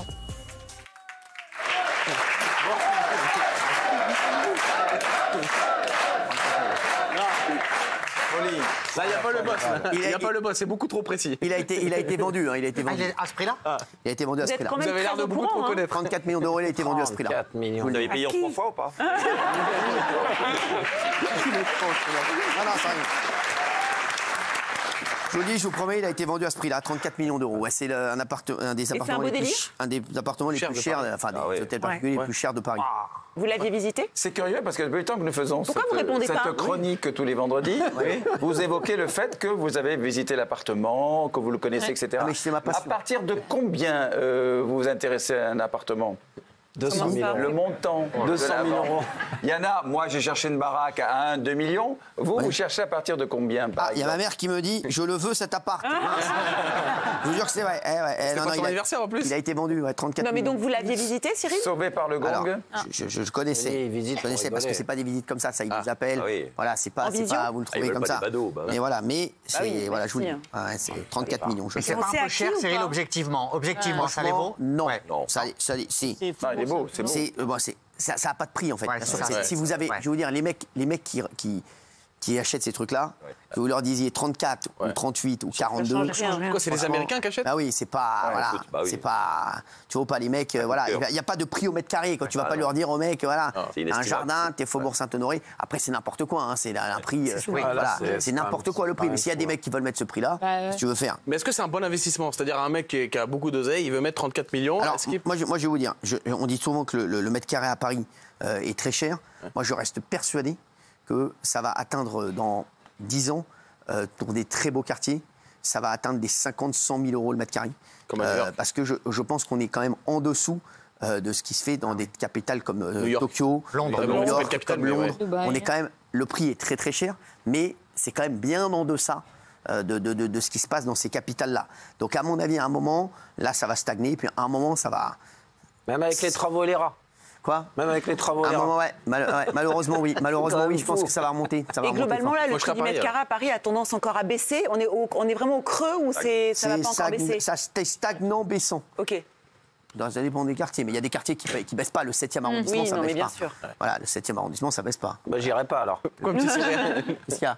Pourquoi vous souriez quand vous dites le 7e, ça baisse pas? Vous habitez où, vous? Moi, j'habite dans le 8e. Ah bah, ça baisse pas. Ah, merci. Non, le 8e, ça peut. C'est bien. Ça dépend, il y a plein de 8e. Non, 8e, ça baisse pas. T'as raison.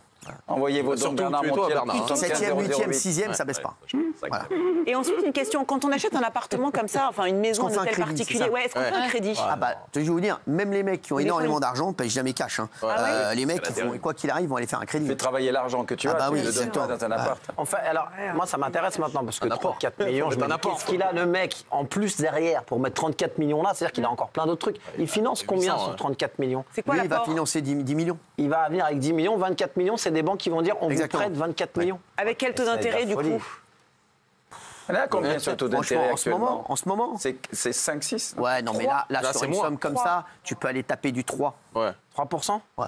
C'est des grosses mensualités. Sur combien d'années? C'est des grosses mensualités. Ouais, ça fait des grosses mensualités. Quand il y a 30 ans, moi je payais 12. Ouais, il va payer le mec, il va payer, je vous le dis, il va payer à peu près 120 000 euros de mensualité par mois. 120 000 euros sans le gaz et les studio. Sans le frigo plein. Non, ça dépend s'il prend un truc. Ça dépend s'il prend un truc, voilà, ça dépend sur combien de temps. Sur une courte période. 120 ans, 120 000 euros à peu près. Et rien que pour visiter, il faut déjà prouver qu'on a de l'argent. Moi, je peux pas dire, je veux venir. Moi, je l'ai pas visité pour moi, je l'ai visité parce que c'est un ami. C'est toujours un ami. Vous avez beaucoup d'amis en tout cas. Je donne beaucoup de conseils immobiliers. Je donne beaucoup de conseils immobiliers. Voilà, il y a une place de parking? Oui, j'allais demander. Une place de parking. Je crois pas. 120 000 euros par mois. Je ne crois pas. Non, mais c'est vrai. Vous vous rendez compte qu'à l'époque, il y a 30 ans, quand j'avais acheté le Pila, c'était 12% d'intérêt sur les sommes. C'était énorme. On ne se rend pas compte. C'est dingue, hein. Ça vous intéresse pas du tout? Il n'y a plus de saison. Non, mais c'est vrai, il n'y a plus de saison. Allez, on va partir à Dinard maintenant, on part en Bretagne. Une maison de 450 mètres carrés, 13 pièces, front de mer, regardez. Donc c'est une maison qui a été construite par un prince russe en 1900 en l'honneur de la reine Hortense. C'était la mère de Napoléon III. On surplombe tout, la plage de l'Écluse, la mer, Saint-Malo et au bout, là, c'est assez incroyable. Vous avez un magnifique parquet de Versailles, récupéré en fait d'un hôtel particulier qui appartenait à la reine Hortense à Paris. À 180 mètres carrés, on peut tout ouvrir. Il y a vraiment l'espace pour faire une cuisine professionnelle et surtout cuisiner avec la vue sur l'océan. Chaque chambre a le nom d'une reine et là, c'est la suite de Marie-Antoinette. C'est vraiment la vraie suite, parce qu'il y a 2 chambres et il y a même un petit salon sous la véranda avec la vue sur la mer. C'est ce jardin qui fait tout le tour de la maison.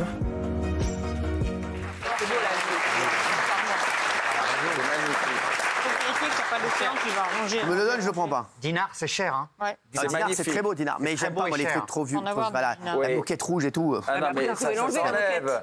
Il fallait le rafraîchir, l'appartement. Sinon, c'est très beau devant la mer. C'est somptueux. 1,5 million, non, je sais pas. Combien vous pensez? Moi, je connais pas. Ah oui, combien? Là-dessus, je suis pas bien placé. Hein. Sur Dinard, vous êtes moyen? C'est 4 millions. Je peux vous donner le prix en dinars, si vous voulez. 3 millions. 4 millions. La mère, elle vient pas? La mère, elle vient pas? Oui, c'est moi, j'aurais peur de ça. La mer, c'est bon. Non, mais elle vient pas. Oui, pour les grands risques. C'est des marées. Elle vient, elle repart, c'est le marée. Mais non, mais tu sais bien que l'océan et les mers rongent. Donc il ne faudrait pas que le littoral... avec le sel et tout. C'est de l'humour, merci. Regardez. Le prix de la maison. La maison est à 6 300 000 euros et elle fait 450 mètres carrés, plus 180 mètres carrés en rez-de-jardin qu'on a vu tout à l'heure. C'était loin, Gilles, là. Vous disiez quoi? C'était cher, là. Non, mais là, c'est du... Non, excusez-moi, mais... C'est très cher pour la mer. C'est très cher, je suis désolé. cher. En plus, ça c'est pas une galère à entretenir avec la mer et tout. Ça fait le sel et tout. Les vitres dégueulasses, pleines de sel. Ouais, et puis t'as et tout ton jardin crève parce que ça tient pas avec le sel. Je suis d'accord. Je suis d'accord. Qu'est-ce qu'il y a? Non, rien, t'as dit la reine des sables. Merci. J'en ai une autre, direction Étretat. Là, c'est un hôtel particulier, 900 mètres carrés, salle de cinéma, sauna, cave à vin. C'est cher, ça. Ah, on va rentrer par l'allée des Tilleuls, tout simplement. Un très grand salon qui fait plus de 45 mètres carrés. On a un très beau parquet, on a une grande cheminée. T'as une cuisine de 50 mètres carrés avec un super plafond. C'est un plafond qui a été récupéré dans un ancien cinéma en Afrique du Sud. Voilà, donc ici, actuellement, ça peut vraiment faire un salon pour l'ensemble de l'hôtel. Donc là, on a une première suite avec un salon privé. Et si on veut, le salon peut se transformer en chambre. En tout, on peut faire 10 chambres. Chaque chambre de cet étage a sa petite terrasse privative. Un propriétaire a aménagé un home cinéma. Et c'est vrai, un système son de qualité vraiment professionnelle. Ici, attention, la cerise sur le gâteau pour un chef. La cave à vin.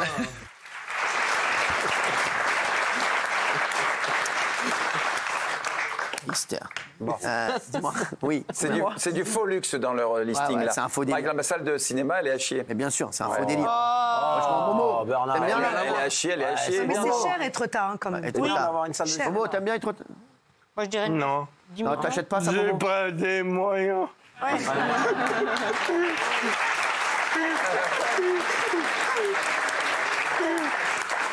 Non, mais c'est vrai que c'est très cher là tout ça. C'est n'importe quoi les mecs. C'était combien? Combien? L'autre elle était à 6, je sais pas. Celle-là elle fait 900 mètres carrés. C'est plus 15. C'est moins que Dinard. Moi je dirais 10, 12. Non, moi je pense plus. Je sais pas, moi je connais pas là. C'est cher Étretat. Là je suis battu là-dessus moi. Allez, regardez. Ça coche énormément des cases. Donc combien ça vaut? On est à 2 990 000 euros. Ok. pas cher. 2 990. C'est pas cher. Ah ouais, bah c'est pas cher quand même, c'est une somme. Mais oh. Oui, bien sûr. Les mecs, et puis je te le dis, parce que ça tu fais le malin, là t'as l'entretien derrière. Hein. Ouais. Je connais. Hein. Ça coûte une fortune. Moi je me rappelle, moi. Vous vous rappelez d'un ami aussi? Je me rappelle d'un ami qui a voulu acheter. J'ai un ami, moi. Achète-la. T'es allé avec sa copine, sa meuf, t'es allé avec sa meuf, il a acheté un château, une espèce de château. Une espèce de château, le château il faisait genre 2 millions d'euros. Bon, c'est une somme. En France. Le mec m'appelle, il me dit est-ce que tu crois que j'achète ce château 2 millions d'euros en France? Je lui dis bah regarde quand même combien ça va te coûter par mois. Il a regardé le château, ça lui coûtait 25 000 euros par mois de de chauffage, de toiture. Je lui ai dit voilà, donc je lui ai dit donc il a pas acheté. Il est resté dans sa bicoque. Je vais te dire. C'est l'entretien qui coûte cher parce qu'on achète un château, on est obligé les moindres travaux, bien sûr. Faire appel aux mais même les jardins et tout, tu te rends compte ou pas? Les jardins, il faut passer les moutons. Et pour tailler la haie, déjà que ça te coûte cher de tailler à toi. Non mais c'est rien. Voilà, bon en tout cas c'était sympa. Oui, j'adore. On aime bien. Allez. À Lens, un homme récupère son Airbnb complètement saccagé. Regardez. Qu'est-ce qu'il y a? Voilà comment les clients qui ont bu dans le Airbnb vous remercient de la très bonne nuit qu'ils ont passée. Ils ont bu, ils se sont battus et ils ont tout cassé. Des traces de sang, des trucs. Donc autant vous dire que la porte ne s'ouvre même pas. Donc il faut rentrer par le trou. Les cuillères tordues, cassées, une belle statuette complètement bousillée. Le chauffage à fond, le sol parquet entièrement mouillé. Ils ont laissé les Velux ouverts. Donc voilà comment les clients vous remercient de la nuit qu'ils ont passée. Incroyable, incroyable. Il n'y a pas une réglementation avec les Airbnb parce que c'est n'importe quoi. Ils vont les retrouver, les clients. Des cautions et tout. Ah oui, ils ont été arrêtés. Hein, ils ont été arrêtés, c'est dingue. Ils vont payer. Ils ont été arrêtés. Apparemment, ils seront dans la même cellule que Géraldine Maillet. Après l'affaire Division. Apparemment, c'est des. Je crois qu'ils sont bagarrés dans l'appartement. Les infos que j'ai. Polémique autour de la Poste. Plus d'1 million de lettres en retard. Regardez cette histoire. On a des dizaines de milliers de lettres en fait qui sont en attente. Donc on voit les dates là depuis là ils mettent novembre, mais en vrai il y a du courrier d'octobre et tout dedans. L'état actuel c'est des retards de l'ordre de un peu plus d'1 million de courriers en retard jusqu'à 1 mois et demi, 2 mois. Des milliers de plis sont en attente à Aix-en-Provence, mais aussi dans le Vaucluse, la Marne ou le Calvados. À Rennes, 200 conteneurs de courrier non traités seraient encore bloqués. La faute à un manque d'investissement de la Poste pour ce représentant syndical. À partir du moment où la Poste a décidé de se séparer de beaucoup d'emplois, ce qui était prévisible, c'est qu'on n'ait plus les moyens de traiter le courrier et le distribuer. Il y a 10 départements qui sont touchés. Et il y a plusieurs choses. Il y a des plateformes de tri saturées, il y a des centres de tri en grève. Et il parlait d'emplois. L'année dernière, moins 20 000 emplois. Non, en 4 ans, pardon. Moins 20 000 emplois à la Poste au service du courrier. Donc c'est normal qu'aujourd'hui, ils ne puissent plus distribuer. Et les lettres sont en souffrance. Vous vous rendez compte? 1 million de lettres en retard. Et il y a des gens, par exemple, qui ont vu leur téléphone ou l'eau coupée parce qu'ils avaient renvoyé des factures qui étaient un peu en retard, qui n'arrivent pas au destinataire. Et donc, au bout de 3 rappels, on leur coupe l'eau. Donc c'est inadmissible, Cyril. Mais il faut embaucher. Bien sûr. C'est pour ça qu'il faut des virements. Que tu dis? Des virements. Il faut faire des virements. Moi, je fais tout virer, autrement, moi, j'oublie. Moi aussi, je vous virer, vous allez voir. On parle de courrier, la même chose que vous. Ben oui, les virements, tu t'en Vous allez voir, ça va vous faire tout drôle, vous allez voir. On va voir cette terrible image. C'est le témoignage d'une juge d'instruction qui raconte les menaces qu'elle subit par des trafiquants de drogue. Regardez. C'est beaucoup d'insultes à caractère sexuel, de salopes, de putes, de aller vous faire foutre, des choses comme ça. On m'a dit qu'on serait content si j'étais rafalé à la sortie du tribunal, sachant qu'on est sur des personnes qui sont mises en examen justement dans des dossiers avec usage d'armes. Je perçois qu'il y a quelque chose qui peut être dangereux. D'ailleurs, je l'avais dit à mes collègues à ce moment-là, le jour où il sortira de détention, vaut mieux que je sois pas trop dans le coin. Quelques mois plus tard, ces suspects sont remis en liberté pour des questions de procédure. Elle sollicite alors une protection policière qui est rejetée. Il a fallu que son histoire soit médiatisée pour qu'elle obtienne enfin une protection rapprochée. Oui. Il y a 2 juges dans le reportage, il y a 2 juges qui ont demandé leur mutation, mais c'est incroyable. Et il y a une juge qui raconte, ça commence par des insultes, je ne sais pas si je peux le dire, mais salope, espèce de pute. Donc ça, c'est le premier stade, intimidation. Ensuite, c'est ciblé sur la famille, l'entourage. Après, on va te rafaler. Et donc, les juges demandent des protections, n'en ont pas, ont peur et déménagent. Donc, encore une fois, c'est les narcos qui gagnent parce qu'on ne fait rien. C'est incroyable. On pense aux juges. Mais bien sûr. Ah, mais c'est vrai. Les narcos racailles, il a dit monsieur. Dans quelles conditions ils font leur travail? Incroyable. Les narcos racailles, c'est ce qu'a dit Bruno Retailleau. Ce sera mon invité d'ailleurs. à la radio, lundi, 16h. Le ministre de l'Intérieur. Tiens, on va parler du ministre de la Justice, Gérald Darmanin, qui a annoncé la création d'une première prison de haute sécurité dès juillet, suivie de 2 autres d'ici 2 ans pour incarcérer plus de 600 narcotrafiquants jugés particulièrement dangereux. Regardez. J'ai annoncé pour la première fois depuis bien longtemps, depuis la libération sur le sol de notre pays, la création d'une prison de haute sécurité qui pourra mettre de côté de la société à l'isolement total les 100 plus gros narco-bandits de France. Ce sera un lieu de détention inviolable où il sera absolument impossible de se faire livrer téléphone ou drogue, de menacer les agents ou de communiquer à l'extérieur. C'est pas mal. Hein. Il bosse bien. Sans faire de politique, il a fait son discours à Agen et en assez peu de temps, il a réussi vraiment à donner plein de pistes. Maintenant, il faut que ça se concrétise. Mais 4 millions d'euros pour cette prison. Je sais parce que j'avais un pote qui était là-bas d'ailleurs qui m'a dit que c'était extrêmement intéressant. Bruno. Bruno Dagen. Bruno Dagen. Oui. Je dis rien, mais il ne nous vaudra un président comme nous qui travaille. Vous aimez bien Gérald Darmanin, il aime bien Gérald Darmanin, vous. Tu l'avais vu quand il était venu? Moi, je l'ai vu il y a 15 jours. Il est sympa. Et on a même pris une photo ensemble. Avec Gérald, il est très sympa. Sur mon Snap. Fort. Eh ben, très bien, on l'embrasse. On l'embrasse. Tu peux l'embrasser, hein, si tu veux. Allez-y, je suis là. Voilà. Bravo, Momo. Merci. Momo. Merci, Momo. Alors, on va parler du ministre de l'Intérieur maintenant. Donc, Bruno Retailleau qui a publié une circulaire en marquant une rupture avec la circulaire de 2012 qui facilitait la régularisation des sans-papiers pour motifs familiaux, économiques ou étudiants. Regardez. L'objectif, je le dis, pour répondre à l'aspiration des Français, c'est de diminuer l'immigration, de lutter contre l'immigration notamment illégale et de ne pas régulariser à tour de bras. Il n'y a pas de droit à la régularisation. Et donc, je l'ai rappelé au préfet avec des règles qui seront beaucoup plus strictes, notamment sur les métiers en tension. Je leur ai demandé de regarder l'effectivité du travail parce qu'aujourd'hui, avec le numérique, c'est très facile de tricher. Ensuite, il y a aussi l'insertion sociale. Moi, je veux que les préfets vérifient, par exemple, qu'on respecte nos modes de vie, les principes républicains et qu'il n'y ait pas de trouble à l'ordre public. Quelqu'un qui a commis, par exemple, un délit, hors de question de le régulariser. Ah, oui. Non, il y a plein de mesures qui sont concrètes, notamment faire passer de 5 à 7 ans la durée pour qu'on ait le temps de vérifier les principes. Mais moi, je trouve que ça fait passer tous les gens qui arrivent pour des clandestins, pour des gens qui vont commettre des délits, etc. Et il faut savoir que être régularisé, devenir français, c'est très dur. C'est pas une passoire, la France. C'est très compliqué d'avoir des papiers. Donc durcir encore, moi je suis pas pour. C'est pas une passoire. Il vient de dire que la France n'était pas une passoire. Non. Ça, c'est la meilleure phrase qui est sortie depuis très longtemps. Et en plus, tu dis ça les fait passer pour clandestins, mais tu veux les faire passer pourquoi? Bien sûr.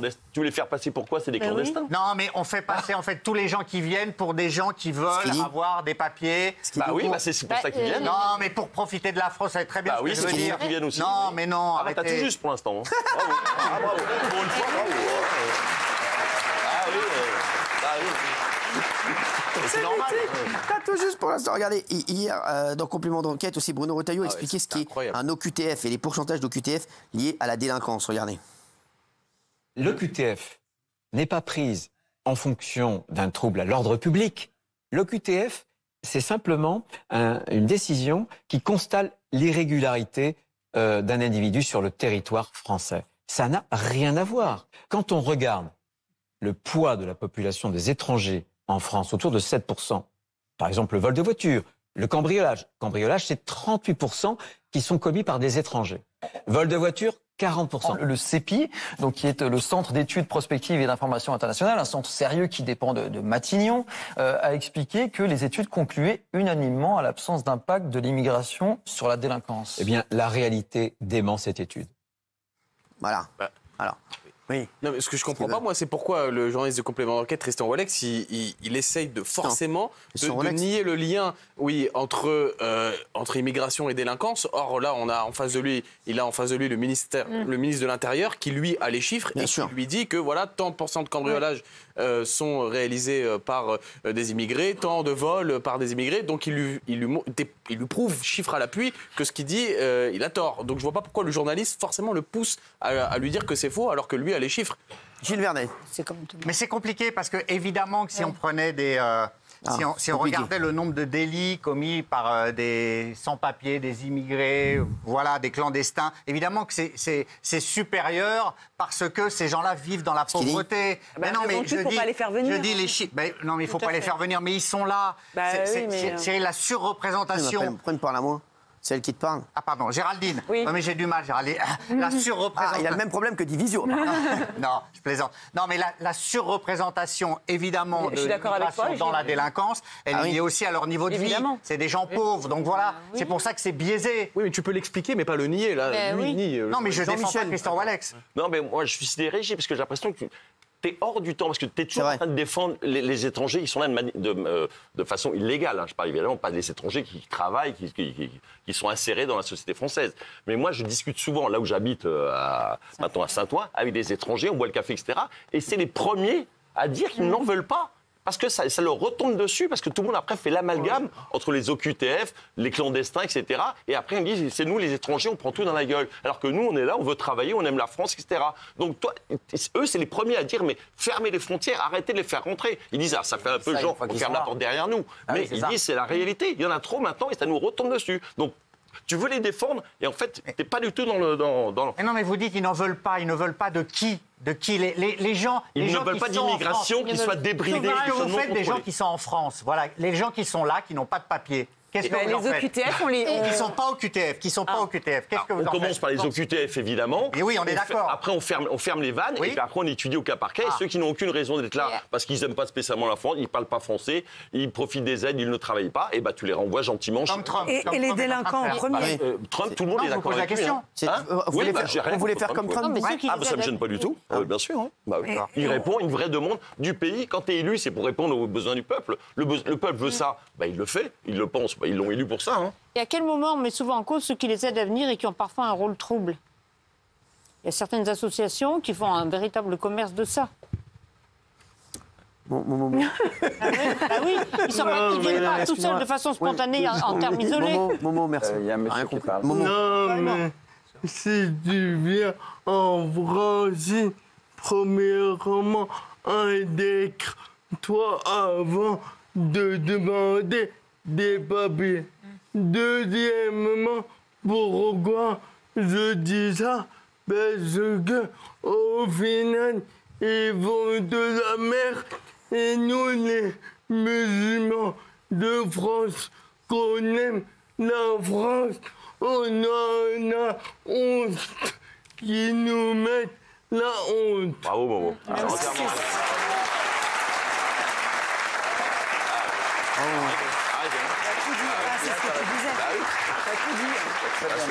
Bravo, il a tout dit. T'as tout dit.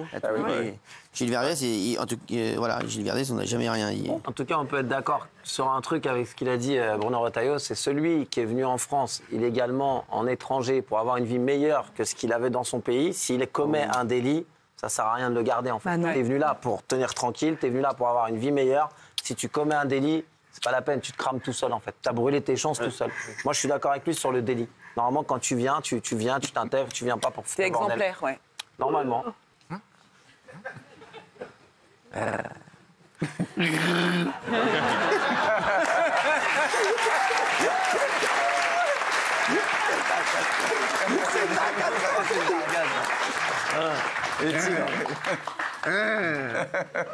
On te parle, hein. Ça va, toi? Écoutez, Momo, bien sûr. Et moi, tu m'écoutes pas, toi? Bien sûr, toujours. Non, t'emmerdes pas avec ça, Gilles. Non, mais ça sera très intéressant. Là où je suis vraiment d'accord avec vous, c'est que moi, j'attends... Oui, je vais vous expliquer.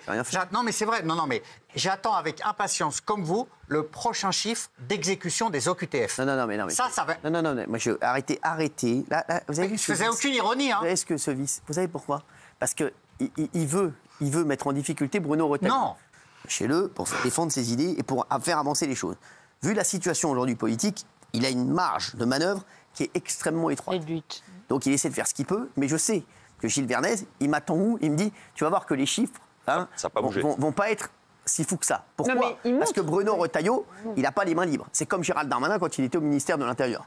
Croyez-moi, Bruno Retailleau, il aura les mains libres si un jour, je ne sais pas, peut-être qu'il se présentera en 2027, et peut-être si un jour il est président, s'il est président de la République, là il aura les mains libres sur ce qu'il veut faire.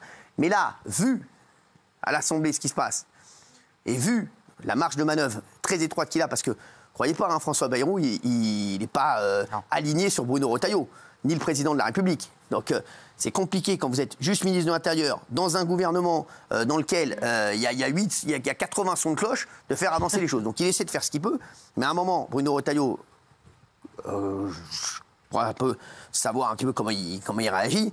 Bruno Retailleau, s'il voit qu'il ne peut rien faire, à un moment, il va partir, il fera, voilà. Mais là, il essaie de faire le maximum, en tout cas, Bruno Retailleau. Oui, mais ok, Cyril, vous dites qu'il fait ce qu'il peut, mais surtout, je trouve que par sa présence et par tout ce qu'il dit, il montre aussi pourquoi les chiffres ne sont pas plus élevés. Et donc, nous, en tant que Français, on écoute et on voit effectivement, et on a vu hier dans Complément d'enquête, on voit des trucs complètement absurdes de procédures, de recours, voilà. Et on se dit, en fait, oui, c'est impossible aujourd'hui, dans la situation actuelle, de faire mieux. Et donc, je trouve que c'est en cela un lanceur d'alerte et on voit tout ce qu'on devrait faire si on n'était pas laxiste et lâche. Voilà. Il est courageux, en tout cas. Hein, parce que... Ouais, courageux, en tout cas. Il est un peu seul. Exactement. Et vous avez dit un truc important, là. Vous avez dit que vous pensez qu'il pourrait partir très vite? Non, moi, je ne suis pas le conseiller. Non, mais vous sentez... S'il a les mains liées, vous pensez qu'il s'il n'arrive pas à agir... Parce qu'à un moment, Bruno Retailleau, c'est un mec d'action. S'il voit à un moment que ça ne bouge pas, à un moment, bien sûr. Parce que tu sais, à un moment, tu peux dire... C'est comme en boîte. Tu peux dire à une fille, je vais te pécho, je vais te pécho, je vais te pécho. Si tu fais que des annonces et qu'après tu fais rien, forcément, voilà. Oui, mais ça vous arrive jamais. Quoi, moi si, mais Jean-Michel, non. Voilà. Jean-Michel, bien sûr, c'est voilà, lui, voilà. Moi, je suis. Rien ne l'arrête, Jean-Michel. À un moment donné, il pourra pas. À un moment, voilà, il faut. Après, il est extrêmement important pour François Bayrou d'avoir Bruno Retailleau dans ses rangs. Bien sûr. Voilà, mais il n'a pas une marge de manœuvre exceptionnelle, Bruno Retailleau, forcément. Voilà, il en aura plus si peut-être. Monsieur Darmanin, il n'a peut-être pas une marge de manœuvre exceptionnelle non plus. Voilà. Non, mais ils sont assez libres quand même. À la fois Darmanin et lui, ils sont assez libres parce que ils font du bon travail. Oui, ils sont assez libres. Et ils sont assez fédérateurs. Oui, mais dans une assemblée qui est divisée, c'est pas mal. Il faut tout changer. Retailleau, il a dit il faut tout changer. Ils sont très fédérateurs les deux là. Non, mais d'ailleurs, c'est bien. Je me demande s'ils vont pas faire. Les gens, ça va leur donner des idées. Ils sont aimés parce qu'ils font des bonnes annonces, qui font plaisir à entendre. Mais s'ils n'ont pas les manips et qu'ils peuvent rien faire, non, mais Bernard, bien voir. Ils peuvent rien faire. Ils ont une marge de manœuvre. C'est ce qu'il veut montrer. Les ministres en général ont très peu de marge de manœuvre. Bien sûr, c'est grave. C'est ce qu'il dit, mais c'est grave. Notamment pour les régularisations, parce qu'il dit ce qu'il veut, mais après c'est à chaque préfet de décider au cas par cas ce qu'il accorde, ce qu'il n'accorde pas. Et Retailleau, il n'y a rien là-dedans. Les administrations, après, c'est.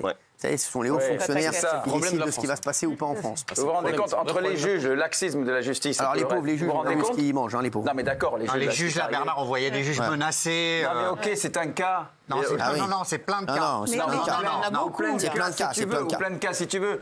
Je parlais du laxisme en général de la justice. Je ne te parle pas de cas où la dame qui se fait insulter, ce qui est inadmissible, scandaleux et intolérable. Je te parle du laxisme de la justice. On n'arrête pas de se plaindre de ça ici depuis je ne sais pas combien d'années. Donc il faut quand même le reconnaître. Donc tout ça est très difficile à changer.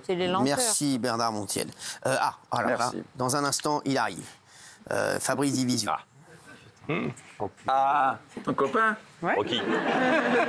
Il paraît, incendie, non pas incident. Incident, ça va être entre Fabrice Divisio et Géraldine Maillet. Non, c'était hier. Aujourd'hui, ils vont être copains comme cochons. Je ne sais pas. Incendie à Los Angeles. Laetitia Hallyday, Patrick Bruel, Paris Hilton. Les stars ont-elles le droit de se plaindre? Pourquoi je dis ça? Parce que sur Twitter, sur les réseaux, il y a plein de gens qui disent ouais, mais pourquoi elles se plaignent? Vous allez nous dire ce que vous en pensez dans un instant. Gilles Verdez, pour vous, est-ce qu'elles ont le droit de se plaindre, juste pour savoir? Non. Merci, voilà. On reconnaît Gilles Verdez, mais Gilles Verdez, les mecs, Gilles Verdez. J'ai le choix entre oui et non, je peux mettre non quand même. Oui, mais vous avez toujours deux choix, vous faites toujours le mauvais, c'est incroyable. À tout de suite sur CNews.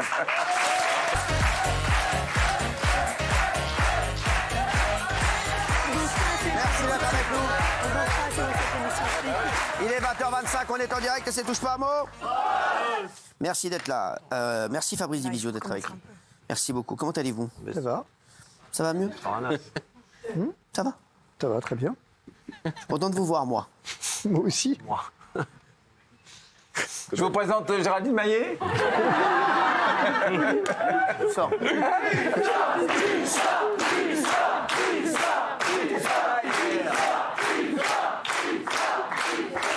Il est. Ouais, bah si près, toi, du coup. C'est mon âge. Merci Fabrice, en tout cas. On va parler des incendies à LA, Los Angeles. Il y a des violents incendies qui ont été déclarés sur les collines du quartier UP de Pacific Palisades à Los Angeles. Et Laetitia Hallyday a partagé une vidéo de sa maison familiale ravagée par les flammes. Regardez.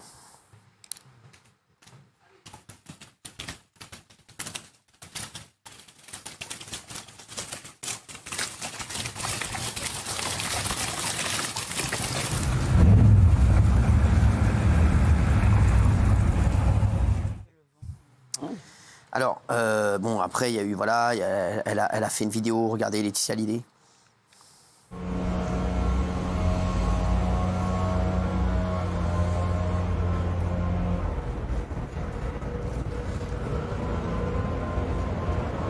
J'aime ma beauté d'amour. Tu regardes maman. Mais où elle? Mais je suis pas partie. Il y a Paris Hilton également, regardez.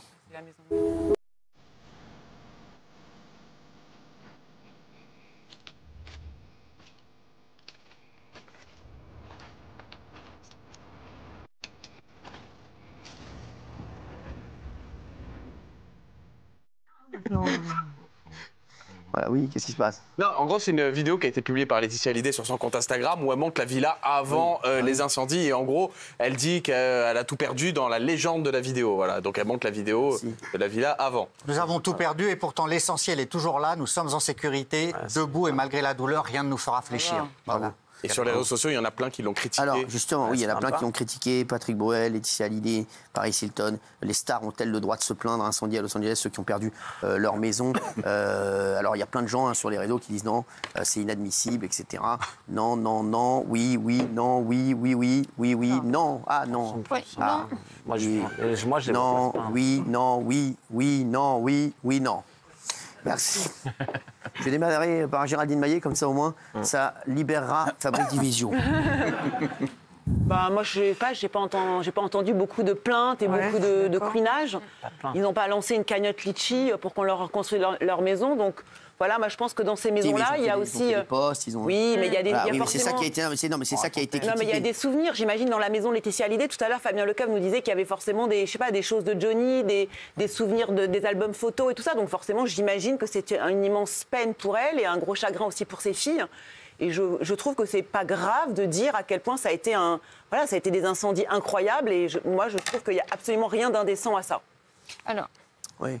Et bien sûr qu'il n'y a rien d'indécent et on partage leur détresse, leur douleur, mais c'est la surexposition d'images, de villas de stars. Ça fait un peu complainte des gens riches qui, eux, auront les moyens de reconstruire, alors qu'il y a plein de gens qui n'ont pas d'assurance, qui ont tout perdu dans plein de quartiers, parce que Pacific Palisades, c'est les riches, mais il y a plein de quartiers. Là, en ce moment, le quartier où ça flambe au nord de Los Angeles, c'est pas des riches. Donc, il y a plein de gens qui ont perdu leur maison, qui, eux, ne montrent rien sur les réseaux sociaux, et dont la douleur... Et dont la douleur est incommensurable parce qu'ils ne récupéreront rien. Les stars ont perdu des souvenirs, c'est dramatique, mais ceux qui ont perdu leur vie et les 28 morts, moi je pense à eux. Donc je crois qu'il y a... démagogie. Alors là, c'est démagogie ce mec. Pour diviser les gens et les forts. Bien sûr, allez-y. Ça, c'est vraiment typiquement LFI, ça. Pour diviser les gens. Diviser les gens. Non, mais il a raison, Bernard Montiel. C'est le chaos et les il oppose les riches et les pauvres. Tu dis les riches de Pacific Palisades et les autres. Gilles Verdez, catastrophique. La douleur, elle est la même pour tous ces gens, qu'ils soient riches, pas riches, célèbres, bien sûr. C'est l'exposition. L'exposition. Tu vas t'intéresser à M. Rodriguez qui a une maison. Ah ben voilà, c'est ça. Il a tout dit.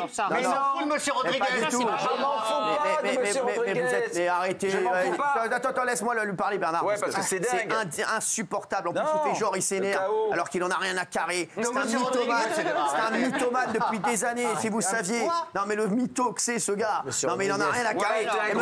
Pourquoi Bernard Bernard Montiel dit ça, Bernard Montiel, parce qu'il dit, forcément, pour relayer, on va plus relayer le tweet de Laetitia Hallyday plutôt que M. Rodriguez. On va pas voir son tweet ou son post Insta. Vous dites que j'en ai rien à carrer. Mais vous en avez parce qu'on vous connaît. Vous êtes un menteur. Merci. Un menteur. Oui, vous êtes un mytho. Oui. Tu dis que tu penses aux morts comme si nous on pensait pas aux morts. Genre t'es au-dessus en humanité. C'est dégueulasse de dire ça. C'est un mytho, c'est un mytho. Des leçons d'humanité. Oui. Moi, je suis d'accord avec Géraldine, avec Bernard, et je suis d'accord qu'on parle aussi... T'as mis non, alors tu dégonfles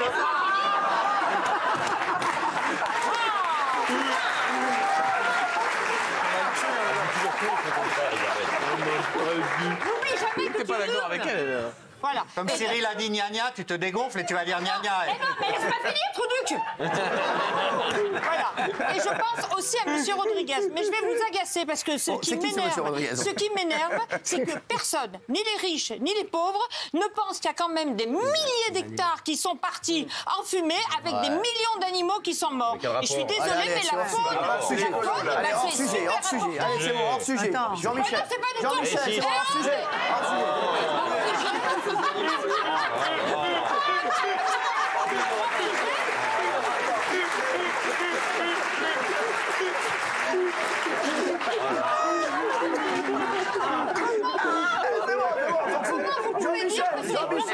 On est en train de parler des stars, tu me parles des ragondins, des furets, des oh putain, oh là là. Le ragondin, il s'appelle pas Rodriguez. Vous êtes hors sujet pour l'instant. Mais non, c'est pas hors sujet. C'est justement le problème de la société. C'est hors sujet. Arrêtez avec ça, vous allez vous faire mal. Arrêtez avec ça, vous allez vous faire mal. Oh, stop. Non, mais je vous jure, ça montre que c'est grave. Vous allez vous faire mal. Jean-Michel, réponds à Gilles. Ce qui est insupportable, c'est que quand t'es riche, t'as rien le droit de dire. Quand t'es riche, t'as pas le droit de te plaindre d'avoir perdu quelque chose auquel tu tenais. Eh ben non, excuse-moi. Et si, là, tu gueules parce qu'il chouille. Et s'il en avait rien à foutre, disons, je m'en fous de la maison, je vais en reconstruire une autre, tu gueulerais pareil en disant, ils en ont rien à foutre. Voilà. Donc, quoi qu'ils fassent, quand t'es riche, t'as juste le droit de fermer ta gueule. Excuse-moi, ils ont le droit d'être tristes. C'est comme les riches, parfois ils se suicident. Et j'entends toujours les gens, oh, bah, il était riche, il avait tout pour lui, il s'est suicidé. Bah non, quand t'es riche, ça t'empêche pas d'avoir des sentiments, un cœur et d'éprouver, voilà, des sentiments de tout le monde quand tu fais quelque chose. Sauf que vous avez un problème de vocabulaire. Vous avez compris.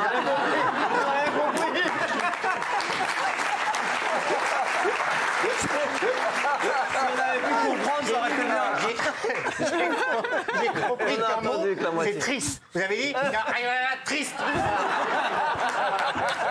Donc, oui, ils ont le droit d'être tristes, mais pas le droit de se plaindre. Toi, moi j'ai entendu dire Rodriguez, excuse-moi, c'est pareil.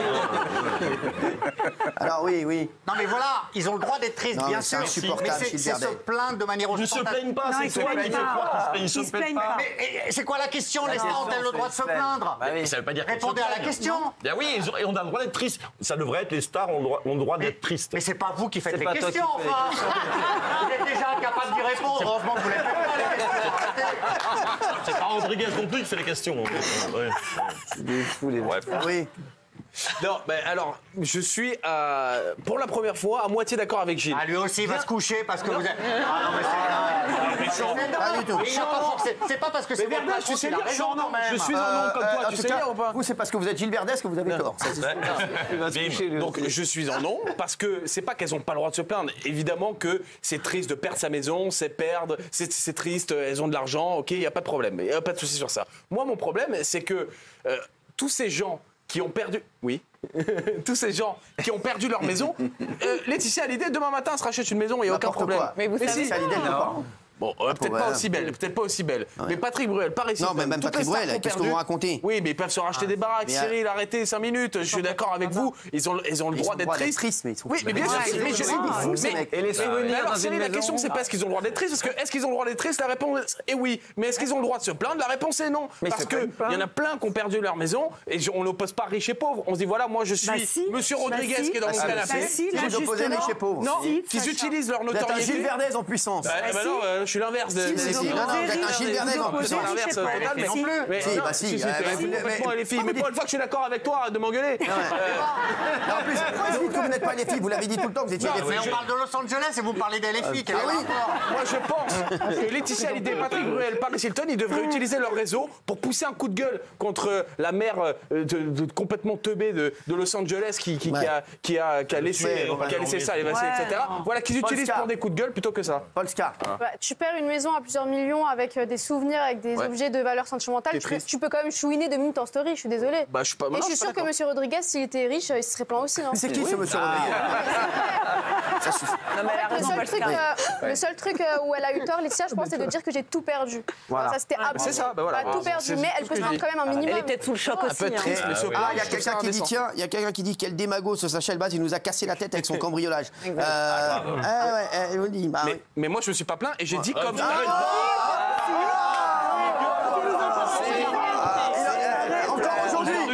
Réécoutez, la première fois, j'ai dit j'ai été cambriolé comme plein de Français. Et comme plein de Français. Mais oui. C'est bon, là, le Ricky Martin de la Doulette. T'as chouiné. C'est bon, là. Le Ricky Martin de Djerba, là, c'est bon, là. Arrêtez, non, mais sans rigoler. J'ai pas chouiné, c'est pas vrai? Non, mais c'est attends. bon. Monsieur Fabrice Divisio. Voilà, c'est dur. Je crois qu'en fait, il y a 2 aspects. Les stars ont-elles le droit de se plaindre? Je pense qu'elles ont l'obligation de se plaindre. Je ne pense pas qu'elles en aient le droit, je pense qu'elles en ont l'obligation, parce que se plaindre, c'est aussi l'expression d'une émotion et d'un sentiment, et que c'est extrêmement important de le faire, parce que ce qu'elles ont vécu est objectivement terrible. Objectivement, elles ont eu peur, elles ont perdu des choses, et on n'est pas à leur place, pour le coup. Donc déjà, premier élément, oui, je crois qu'il y a une nécessité absolue de se dire qu'il est important, quand ça ne va pas, de se plaindre. Ça, c'est une première chose. Et donc, elle, comme tout le monde, finalement, premier élément. Deuxième élément, cum patere, souffrir avec. Cum patere. La compassion. Coupe ta télé. La compassion, c'est littéralement... Cum patere. C'est pas le ça va être là-bas le prochain Koh-Lanta? C'est cum patere, c'est souffrir avec. Sur l'île de cum patere. La vraie question, c'est est-ce qu'on peut souffrir avec elles? Est-ce qu'on peut les plaindre, en fait? C'est le prof de philo, là. C'est pas est-ce qu'elles ont le droit de se plaindre, mais est-ce qu'on doit les plaindre? Non, on est complètement dans le sujet. Est-ce qu'on doit les plaindre? Oui. La réponse est oui. Mais évidemment, pas avec la même intensité que M. Rodriguez. Bien sûr. Ça, c'est complètement vrai. Mais il n'en demeure pas moins qu'il faut faire attention quand on commence à faire des hiérarchies dans la souffrance. Il faut faire très attention à ça, parce que du coup, on fixe des limites qui sont vraiment pas claires et dangereuses. Donc, à la question, les stars ont-elles le droit de se plaindre? J'ai envie de dire, évidemment, et comme tout le monde, et c'est sain qu'elles se plaignent, parce que quelqu'un le disait tout à l'heure, c'est toi qui le disais, que, en fait, si elles ne se plaignaient pas, alors là, pour le coup, on serait face à un problème. Si lorsque tu perds tes souvenirs, lorsque tu perds cette maison, cette demeure, qui est vraiment cet endroit où tu vis, eh ben, tu ne te plains pas, ça c'est inquiétant pour le coup. Elle est d'accord avec vous, Géraldine. Et enfin, ensuite, deuxième élément, est-ce qu'il s'agit pour autant de les plaindre avec la même intensité, par exemple, que les habitants de Mayotte qui ont tout perdu, eux, effectivement? Ça, bon, c'est pas tout à fait certain non plus. Bien sûr, non, mais ça, ça personne ne l'a dit. Non, je le dis pas. Vraiment. C'est humain quand tu perds tes souvenirs, c'est humain de dire j'ai tout perdu, mais c'est comme Fabrice, il a très bien résumé. C'est pas la même chose que quelqu'un qui a une maison à $200 000, 200 000 euros, et quelqu'un qui avait une maison à 18 millions de dollars et qui a une autre maison ailleurs et une autre maison encore ailleurs, alors que le mec, il avait que celle-là. Alors, moi, je ne les vois pas se plaindre. C'est pour ça que j'ai mis non, mais je ne les vois pas se plaindre. J'ai vu aucun artiste se plaindre. Je vois un artiste montrer une maison avant et après. J'ai vu aucun artiste dire aidez-moi, s'il vous plaît, ah merde, j'ai perdu ma maison.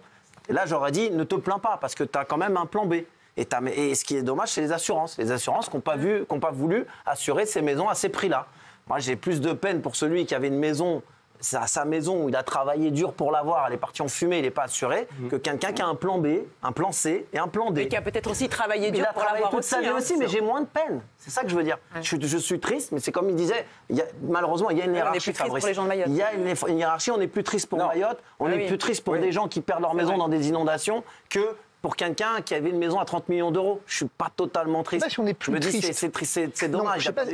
Non, je ne sais pas si on est plus triste. Il est plus facile de souffrir avec eux qu'avec effectivement quelqu'un à 30 millions. C'est pas la même chose en fait. Je les vois pas se plaindre moi en même temps. Non, moi non plus. Aucun artiste. Et la seule chose qu'on a, la seule chose qu'on a vue, c'est le fils de Patrick Bruel, 19 ans, qui au contraire a parlé des morts d'abord. Et des gens qui étaient moins chanceux qu'eux, qui étaient pauvres. Et il s'est absolument pas plaint. Et je pense que ça reflète aussi l'éducation qu'ils ont donnée ses parents. Exactement. Et on a parlé de Patrick Bruel, mais bon, franchement, voilà, on peut le saluer. Et en plus, il n'y a pas de hiérarchie, comme dit Maître Divisio. Il n'y a pas de hiérarchie dans la douleur et dans la peine. Et je suis d'accord avec toi. C'est aussi, les gens célèbres sont aussi la voix des gens pauvres qui ont tout perdu. Bien sûr. Alors, on va voir ce qu'on pense. 50. Ah, c'est quand même. 52% à 49,5%. C'est le meilleur score de Gilles Verdez. Il a encore perdu. Même là, ça, il peut encore perdre. C'est fou. Merci Fabrice. De peu. Avec nous, c'était extrêmement intéressant. Merci Fabrice. Faites quoi ce week-end? Je sais pas. On s'appelle. J'aimerais faire du cheval, de l'équitation. C'est ça. A tout de suite sur C8. Merci d'être avec nous, il est 20h47, on est en direct. Et ça touche pas à moi. Juste après l'excellent Roland Magdane, hein, j'adore. 50 ans de carrière, partie 2, j'adore. Qu'est-ce qu'il est drôle. Bonsoir Biglaoui. Bonsoir Cyril, bonsoir à tous. Merci. Il est incroyable. Hein. Il est incroyable. On dirait qu'il fait le JT de 20h, le gars. Merci à Maury Bucco d'être avec nous. Merci bonsoir beaucoup. Cyril. Merci, ça fait plaisir. Alors, Chaim et Jérémy Frérot, qu'est-ce qui se passe? Oui, alors ça c'est une bonne nouvelle. On l'avait d'ailleurs annoncé. Jérémy. On l'avait déjà annoncé ici au mi-septembre, ici chez vous Cyril. Ils sont en couple. On le savait, mais c'était des rumeurs. Ils font ce qu'ils veulent. Avec des photos cet été, on savait pas, ils s'affichaient pas en public. Enfin, on savait pas où ils en étaient un peu tous ensemble. Donc, et là, il y a eu des photos qui sont sorties de l'été dernier. Et là, ils étaient à Montpellier. Au tournage sur le spectacle des Enfoirés. Et ils ont chanté ensemble un duo, Sarah Perquet-Tiamo. Vous savez lire ou pas Oui, non, mais je vous raconte parce qu'il y a les images derrière vous. Ah, d'accord. Donc en même temps, et ils ont fait le duo ensemble très proche, et après ils sont plus quittés. Et là, ils s'affichent vraiment, ils se donnent main dans la main. Enfin voilà, ils sortent. C'est magnifique, Ils sont heureux, ça fait plaisir à voir du bonheur. Voilà, j'adore. Voilà. Sarah Perquet-Tiamo, qui veut dire. Sarah est partie faire les courses. Non. Pourquoi je t'aime? Ah, pourquoi je t'aime? Sarah Perquet-Tiamo. Sarah Perquet-Tiamo. Un emozione. Chino piano piano. Ah, bravo. C'est une meuf qui. C'est un mec. Bravo. C'est bien, c'est bien. Piano à queue, quoi. Ils ont passé l'été ensemble au bassin d'Arcachon, quand même, déjà. Ouais. Mais enfin, ils se montrent pas trop. Il avait sa maison là-bas. Il a vendu pour acheter à Ramatuel. Mais ils n'avaient pas loué. Merci. Ça va, vous allez tout. Ils ont vu la balance, là. Petit point immobilier. Vous avez vendu votre maison. Vous avez vendu votre maison au bassin d'Arcachon pour acheter à Ramatuel. Oui. Et alors? Et quand on loue la maison, c'est la maison de Bernard Montiel. C'est qu'elle est connue, on sait. Même s'il n'est plus à vous. Mais non, oui, mais je peux discuter avec un gars là Merci. Non, mais c'est vrai, c'est ça. Oui, c'est vrai, c'est ça, oui, absolument. Alors heureux? Très. Et content? Chez lui là-bas. Et toujours fou de ma région de l'Aquitaine, qui est la plus belle région de France, mais là-bas, c'est un autre bonheur. C'est vrai, il est content là-bas. Ah oui, le soleil tous les jours, c'est quelque chose. Vous savez, le problème de l'Atlantique, les plages sont les plus belles, mais il y a les brumes maritimes. C'est le matin parfois et tu te pelles le cul. Ah ouais, d'accord. Ouais. Merci, en tout cas, très beau témoignage. J'espère qu'il va être repris, celui-là. Catherine Deneuve, elle est revenue sur l'AVC dont elle a été victime. Absolument, elle vient de s'exprimer sur son AVC dont elle a été victime en 2019. Et puis, alors, elle a eu une chance incroyable parce qu'elle a fait un AVC alors qu'elle tournait dans un hôpital. Vous imaginez la chance. Vous savez que l'AVC, la difficulté, c'est la rapidité. Chaque minute est importante. Comme elle a eu cet AVC à l'hôpital de Gonesse, elle était sur place. Et finalement, alors elle n'a pas vraiment de séquelles, simplement, des fois, elle ne reconnaît pas les gens. C'est un gros séquelle quand même. Oui, non, parce qu'il y a des gens qui ont des séquelles beaucoup plus importantes à la suite d'un AVC. Elle a juste le fait, elle voit un visage, par exemple, je vous ai raconté il y a 48 heures, elle a croisé Mylène Farmer, elle s'est aperçue que c'était Mylène Farmer une fois qu'elle a rejoint sa table, Mylène. Elle a dit, ah, mais c'est la fille qui chante Whoopi Goldberg. Libertine.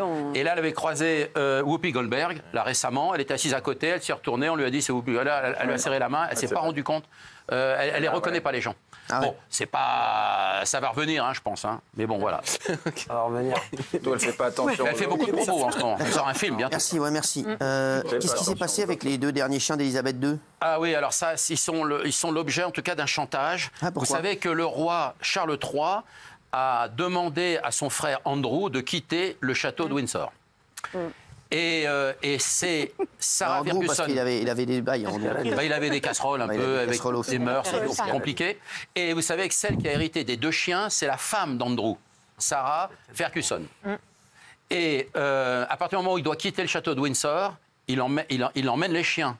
Donc il y a un grand litige parce qu'il a dit maman, en parlant de la reine Elisabeth, n'aurait jamais supporté ce qu'il a dit au roi, que ses chiens soient virés du château de Windsor. Donc il y a un comité qui se réunit la semaine prochaine, à la fois pour les chiens et surtout pour l'épée. Et là, je vais peut-être vous apprendre quelque chose. Vous savez, quand le duc d'Édimbourg a épousé Elisabeth II, il avait une épée, l'épée de cérémonie.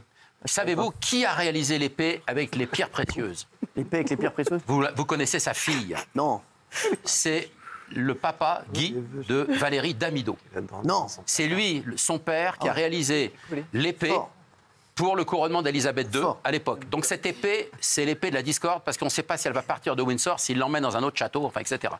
Voilà, donc c'est un hasard, mais c'est comme ça. Ils auraient dû prendre Valérie pour redécorer le château aussi. Non, mais c'est vrai, c'est une bonne idée. C'est ce que j'aurais fait, moi. Miley Cyrus, qu'est-ce qu'elle a?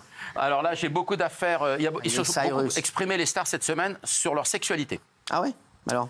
C'est comme ça, il y a des jours où il y a voilà. Donc, d'accord. Alors, Miley Cyrus, alors, elle a revendiqué cette semaine sur un podcast être pansexuelle. Elle veut pas qu'on utilise le mot. Qu'avec des pans? Non. Elle veut pas qu'on utilise la bisexualité. Elle n'aime pas le mot. Pansexuel, c'est-à-dire qu'on aime une personne, quel que soit son genre, son sexe, peu importe. Ah d'accord, très bien. Donc elle est pansexuelle. Donc elle a affirmé cette semaine, elle a parlé qu'elle a perdu sa virginité à 16 ans, avec celui qui deviendra son mari pendant 10 ans. Puis elle divorcera au bout de 8 mois de mariage. Mais surtout, son premier rapport sexuel, ce qu'elle explique Miley Cyrus, et quand elle avait 11 ans, c'était avec 2 filles. On peut pas mettre une photo de Miley Cyrus? Miley Cyrus, elle avait 11 ans. Vous savez qu'elle a été une ambassadrice de Disney pendant des années. Et les premiers rapports sexuels, elle les a eus avec Minnie et Daisy. En fait, c'était les... Vous n'avez pas marre de dire des conneries? Non. Ouais, franchement. Non, Minnie, parce que... Ça raconte comme connerie. Mais non, c'est... Vous allez me dire que Polska, elle a pécho Tic et Tac aussi, non? Moi, j'ai beaucoup voyagé avec Tic et Tac. Ah ouais, bah ouais. Vous auriez dû être dans le truc. Non, j'étais trop grand. Il faut des gens quand même d'1m50, hein, quand même. Ah ouais? Quoi, c'est vrai? Ah ouais, il faut vraiment... Ah ouais, moi j'ai fait toute la France avec Tic et Tac. Mais non. Oui, non, mais c'est vrai. Non, il dit il a fait toute la France avec des Tic Tacs. Non, les deux personnages. Donc là, elle a raconté son aventure sexuelle avec à 11 ans avec Minnie, parce que la fille qui rentrait dans Minnie... c'est gênant, là, votre truc. Pas du tout. C'est insupportable, si. D'accord. Et Daisy, la femme de Donald. C'est quoi l'histoire? Eh bien, c'est ça l'histoire. C'est-à-dire qu'elle a raconté sa sexualité même avant d'avoir perdu sa virginité. Quoi, il y a une tournante avec Mimi Non, mais... sortez. J'ai rien compris, moi. Non, elle était dans le costume. Oui. Ah non, mais parce que... On n'a rien compris. C'était dans le costume. Rien de ce qu'il dit. Alors, il y a des personnages dans les costumes Disney. Oui, alors? Bon, la fille, une fois qu'elle enlève sa tête et son costume de Minnie, c'est une fille. Et alors? Bon, voilà. Donc, elle a eu une histoire avec 2 filles. Et les deux en même temps, elle a dit. Minnie et Daisy. Non, c'est Miley Cyrus qui l'a affirmé. Elle a raconté aussi l'histoire de ses 77 tatouages qu'elle a sur son corps. C'est énorme. Ok. Qu'est-ce qui se passe avec Bradley Cooper? Alors, on va rester dans la sexualité de Bradley Cooper maintenant. Mais ils se sont beaucoup exprimés, je vous l'ai dit. Alors, acteur, chanteur, très sexy. Il a été élu justement en 2011 l'homme le plus sexy du monde. Exactement, juste après vous. Mais il y a une ex. Alors, j'ai cherché parce qu'il y avait plein d'ex. Bradley Cooper, là, il y avait Gigi, il y avait Uma, il y avait Jennifer, il y avait René, il y avait... Je connaissais son frère, moi. À laquelle le qui m'a vendu un jean. D'accord. Birgit, et en fait, c'est Suki. Suki, c'est elle qui... Excusez-moi, qu'est-ce que vous dites? Mais vous n'entendez pas tout? Non, qu'est-ce que vous dites? Donc, vous parlez de Bradley Cooper. Oui. Et donc, il y a une ex-petite amie à lui qui s'appelle Suki. Suki? Ils sont restés à peu près une année. Soki, non? Non, S-U-K-I. Bon, il a connu à Pessard, c'est le Soki. Alors, elle a fait une déclaration. Elle a dit qu'on s'ennuie avec lui dans un lit. Alors, il parle tout le temps, paraît-il, quand il est au lit. Mais quand il est au lit, Bradley pour faire quoi? Quand il dort. Au lit? Pour dormir avec une dame, j'imagine. Non, mais pour faire quoi? Au lit? Oui. Avec Suki. Alors, Oli, il parle beaucoup. Mais quand il fait quoi? Il parle quoi? Il parle quand il fait... Quand il dort? Quand il ken, si vous voulez. Si vous préférez. Voilà. Alors, il parle beaucoup quand il ken, il imite des accents. Non, mais arrête. Non, mais arrête. Imagine, Bradley Cooper qui fait l'accent. Je vais te la mettre une fois. Non, mais ça aurait m'arrêter des conneries. Oh, bah, tabernacle.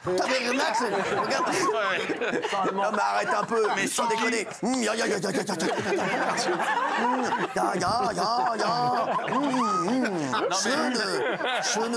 Schöne Schneck. Mais c'est une vraie histoire. Schöne Schneck. Ja. Non, mais arrêtez de conneries. conneries. Non, mais arrête de nous prendre pour des cons. T'imagines ou pas? Le mec, il fait l'accent. Non, mais oh, dis-moi que c'est bon sur la Torah. Dis-moi que tu kiffes. Dis-moi que tu kiffes ma merguez sur la Torah. Arrête un peu tes conneries. Non, mais arrête. Non, c'est une vraie histoire. Tu nous prends pour des cons. Non, mais arrête. Et surtout, selon Souki, il ne connaît qu'une position. Hein? Non, mais arrête. Une seule position, il n'en fait pas d'autre. Une fois. Mais si vous voulez, je vous parle encore de sexualité. Qu'est-ce qu'il a alors? Il connaît qu'une position. Laquelle? La position du missionnaire. T'es un mytho. Non, mais je reprends exactement les paroles de Souki. Et ce qu'il faut bien savoir. Non, mais c'est. Non, vraiment. Il n'a pas fait l'antilope, le papillon, tout ça. Il connaît pas. Mais toi, t'as été au zoo ou t'as quel? T'as été à Thoiry ou quoi? Je vous avais raconté le nœud coulant, enfin toutes les positions les plus. Le nœud coulant? Ouais, le nœud coulant.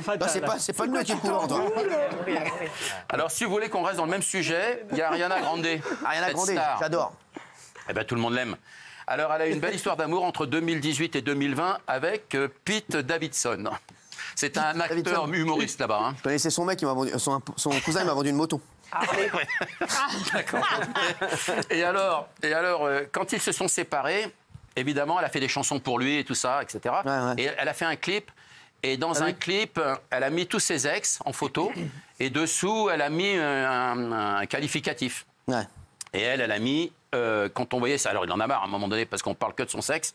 Alors lui, elle a mis sous sa photo énorme. Elle leur donne des tailles, si vous voulez, à peu près. Alors énorme, c'est un adjectif. Hein. Si vous voulez. Qualificatif. Et alors, donc il en a un peu marre et tout ça, parce que ça lui gêne dans sa vie sentimentale, parce que il me dit, à raconter des choses comme ça fait peur aux filles. Ah ouais. Voilà ce qu'il a dit voilà ce que le fiancé de Ariel. C'est ce que vous faites. C'est-à-dire qu'on n'a pas suivi. De qui il parlait là? Je ne sais pas. Écoutez, je ne sais même pas qui est cette personne. Moi, je ne sais même pas. Mais voilà, mais pour vous dire, je ne sais même pas qui est cette personne. Non, mais voilà. Il y avait qui d'autre qui s'est confié sur sa sexualité? Miley Cyrus s'est fait. Justin Timberlake. Mais lui, c'est sur scène. Il a eu un souci. Il était accroché avec un harnais comme ça en l'air. Il arrivait sur scène sur une chanson, Mirror. Et le câble a été bloqué à un moment donné. Il n'arrivait plus à descendre pour le remettre sur la scène. Il partait du plafond des cintres du théâtre. Et à un moment donné, c'est resté bloqué. Donc le harnais lui a pris l'entre-deux-jambes parce qu'il était retenu évidemment. Évidemment. Et donc voilà, ça c'est un classique, on le sait. Hein. Après, vous avez le pantalon moulé sur le harnais. Enfin voilà. C'est. Vous savez, lui, ce qui lui est arrivé, il est resté comme ça 4 jours. C'est comme ça que ça. Le harnais ça a plus jamais dégonflé. Ah non, là, vous parlez de Guillaume Canet. Quoi? Eh oui, parce qu'il est à l'hôpital, Guillaume Canet, vous savez. 2 fois, pour 2 raisons. Il n'y a pas très longtemps, il s'est confié justement lui aussi. Alors, il a eu une déchirure du ligament sur le pouce, parce qu'il a fait de l'ULM, vous savez. Il est monté très haut, et puis avec le vent, etc., il a appuyé très fort sur le manche. Vous seriez monté très haut. Sur le hanche, il est allé à l'hôpital. Mais il raconte surtout la première fois qu'il est allé dans un hôpital. Qu'est-ce qu'il a, Momo? Qu'est-ce qu'il a? Il a été piqué par une araignée. Ah merde. Chez Lisa Razou. Excusez-moi, moi j'en peux plus. Non mais sérieux, moi j'en peux plus. Et alors, je cite Guillaume Canet, il avait une couille bleue. Non, ah merde. Il fallait voir les Schtroumpfs. Non. En fait, parce que ça s'est infecté, etc. Et apparemment, Lisa Razou lui a passé une combinaison qu'il avait utilisée 36 fois dans laquelle il avait pissé. Elle était dégueulasse. J'utilise exactement les mots de Guillaume Canet. Donc le lendemain, il avait une couille bleue, il est allé à l'hôpital.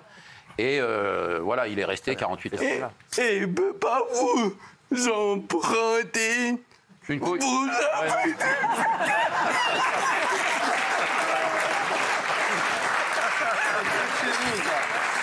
Quelque chez nous, il y en a un qui suit, ça fait plaisir. Il y en a un qui suit.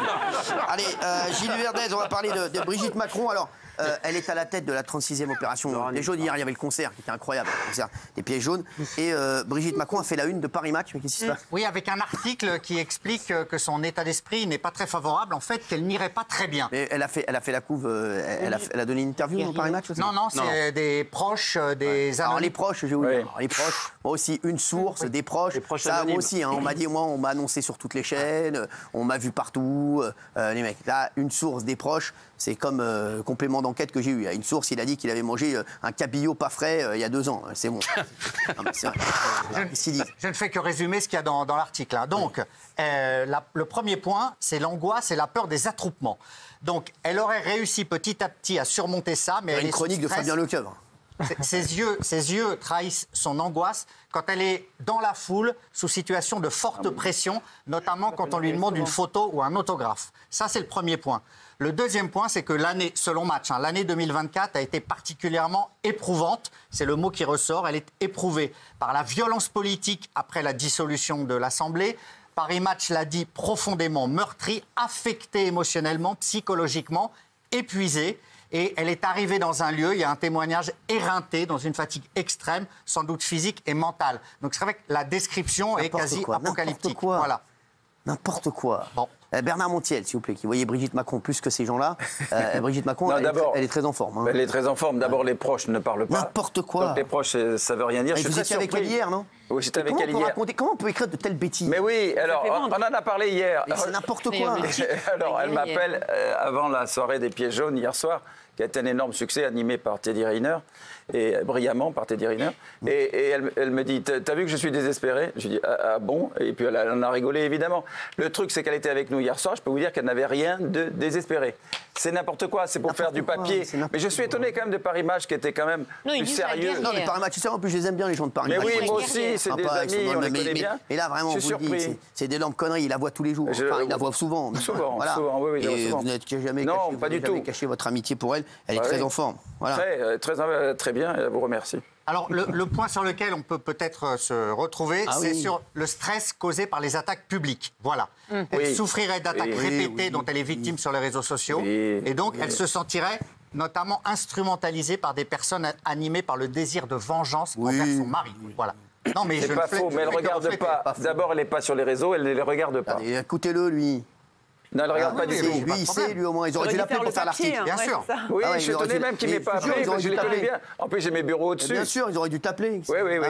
Mais les rumeurs qu'il y a eu dégueulasses à son encontre l'ont beaucoup blessé, Bernard. Tu peux confirmer ça? C'est bon, là. Le Ricky Martin de Gerva, c'est bon, là. Oui, bien sûr. C'est bon, là. Va écrire sur Babouche Magazine.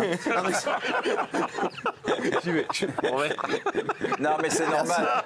C'est normal qu'elle voit bien la situation qu'il y a, etc. Et elle vit comme chacun. Mais maintenant, elle n'est pas. Comment c'était hier le concert des Pieds jaunes? Vous étiez avec qui? Alors, c'était magnifique. Avec qui? Alors, le casting, je dois dire. Mais avec vous étiez avec qui? On s'en fout du casting. Fais-nous rêver. Avec qui? Il y avait votre ami Didier Deschamps. J'adore. Avec lequel j'ai beaucoup rigolé. Bien sûr. Et parce qu'il est vraiment très très drôle. Il vous a dit qu'il m'avait vu? Oui, absolument. Il me l'a dit tout de suite. Oui. Oui. Et puis, bon, Madame Macron que l'on voit là, c'était au moment de l'interview avec Louise Ekland. La classe. Alors, il y avait des superstars énormes. Il y avait Burna Boy, il y avait Aya Nakamura, il y avait Gims, il y avait John Legend, il y avait alors toute la série J Balvin, qui est un type extraordinaire. Burna Boy. Oui, J Balvin.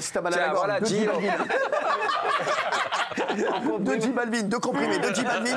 Tu vas voir, tu repars comment 40. J Balvin, c'est énorme. Il y avait Lang, le pianiste. Je sais, il y avait Dafalgan. Il y avait Brian Temesta. Non, je crois que les gens étaient très heureux. Je sais. 35 000 personnes, mais je rappelle que tout le monde a payé sa place, y compris la famille de Madame Macron. Merci. Ok, très bien, merci. Allez, vous.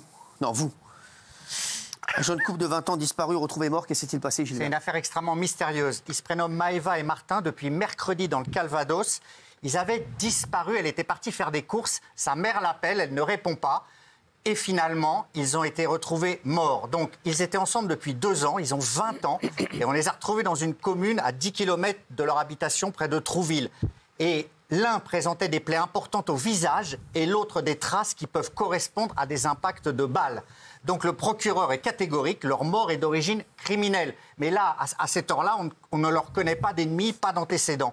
Voilà. Donc ils ont disparu à Pont-l'Évêque. Tout de suite, la gendarmerie a considéré que cette disparition était inquiétante et un dispositif énorme a été mis en branle.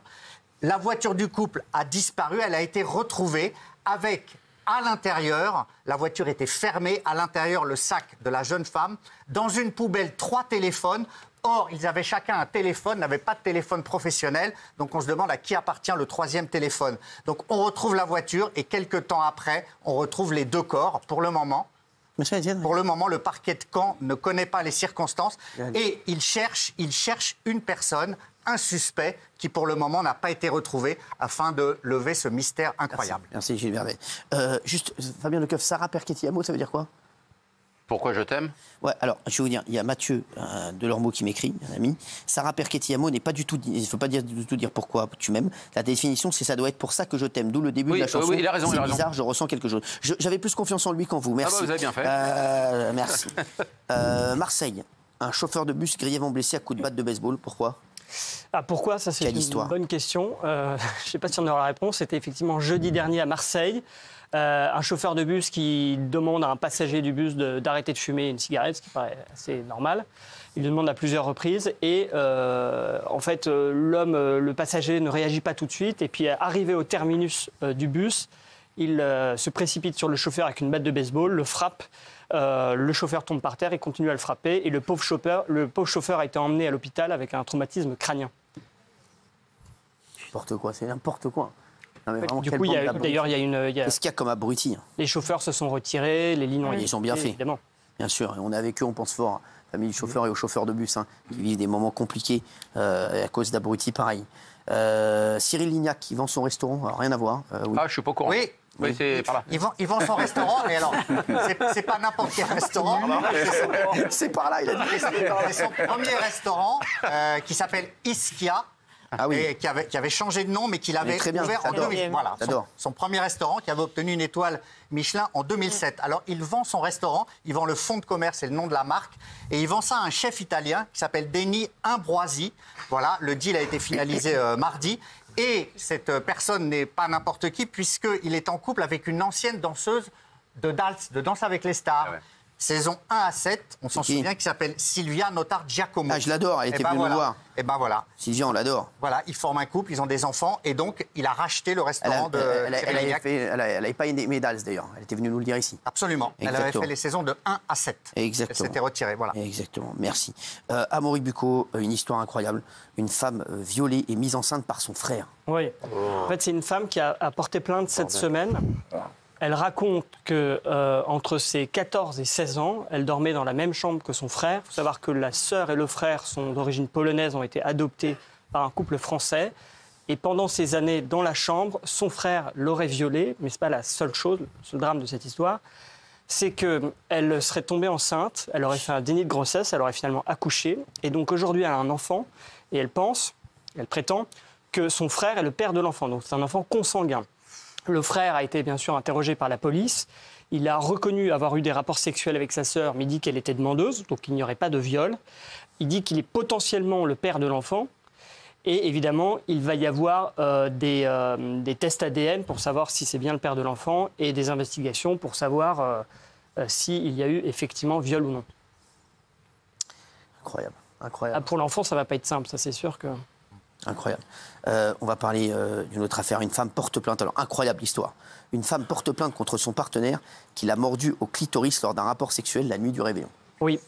En fait, c'est au début du mois que cette jeune femme de 20 ans a porté plainte. Incroyable. Pour des faits en fait un peu anciens, c'est-à-dire que ça remontait à 1 an.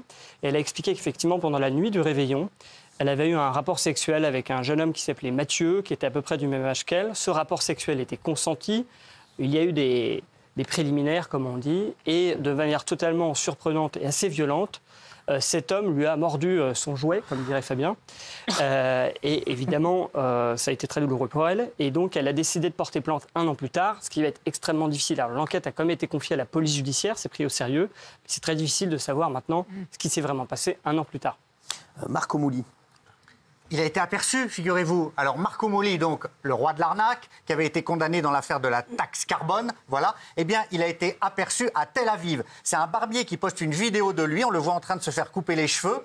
On rappelle quand même que Marco Mouli, il est visé par un mandat d'arrêt. Ah ouais. Il a été condamné en novembre dernier à 3 ans de prison parce qu'il avait organisé son insolvabilité. Eh bien, le Parisien nous apprend qu'il est à Tel Aviv, il fait des selfies. Là-bas, il est considéré comme un héros. Il signe énormément d'autographes. Voilà. Donc, il est parti, il est en fuite en Israël, à Tel Aviv.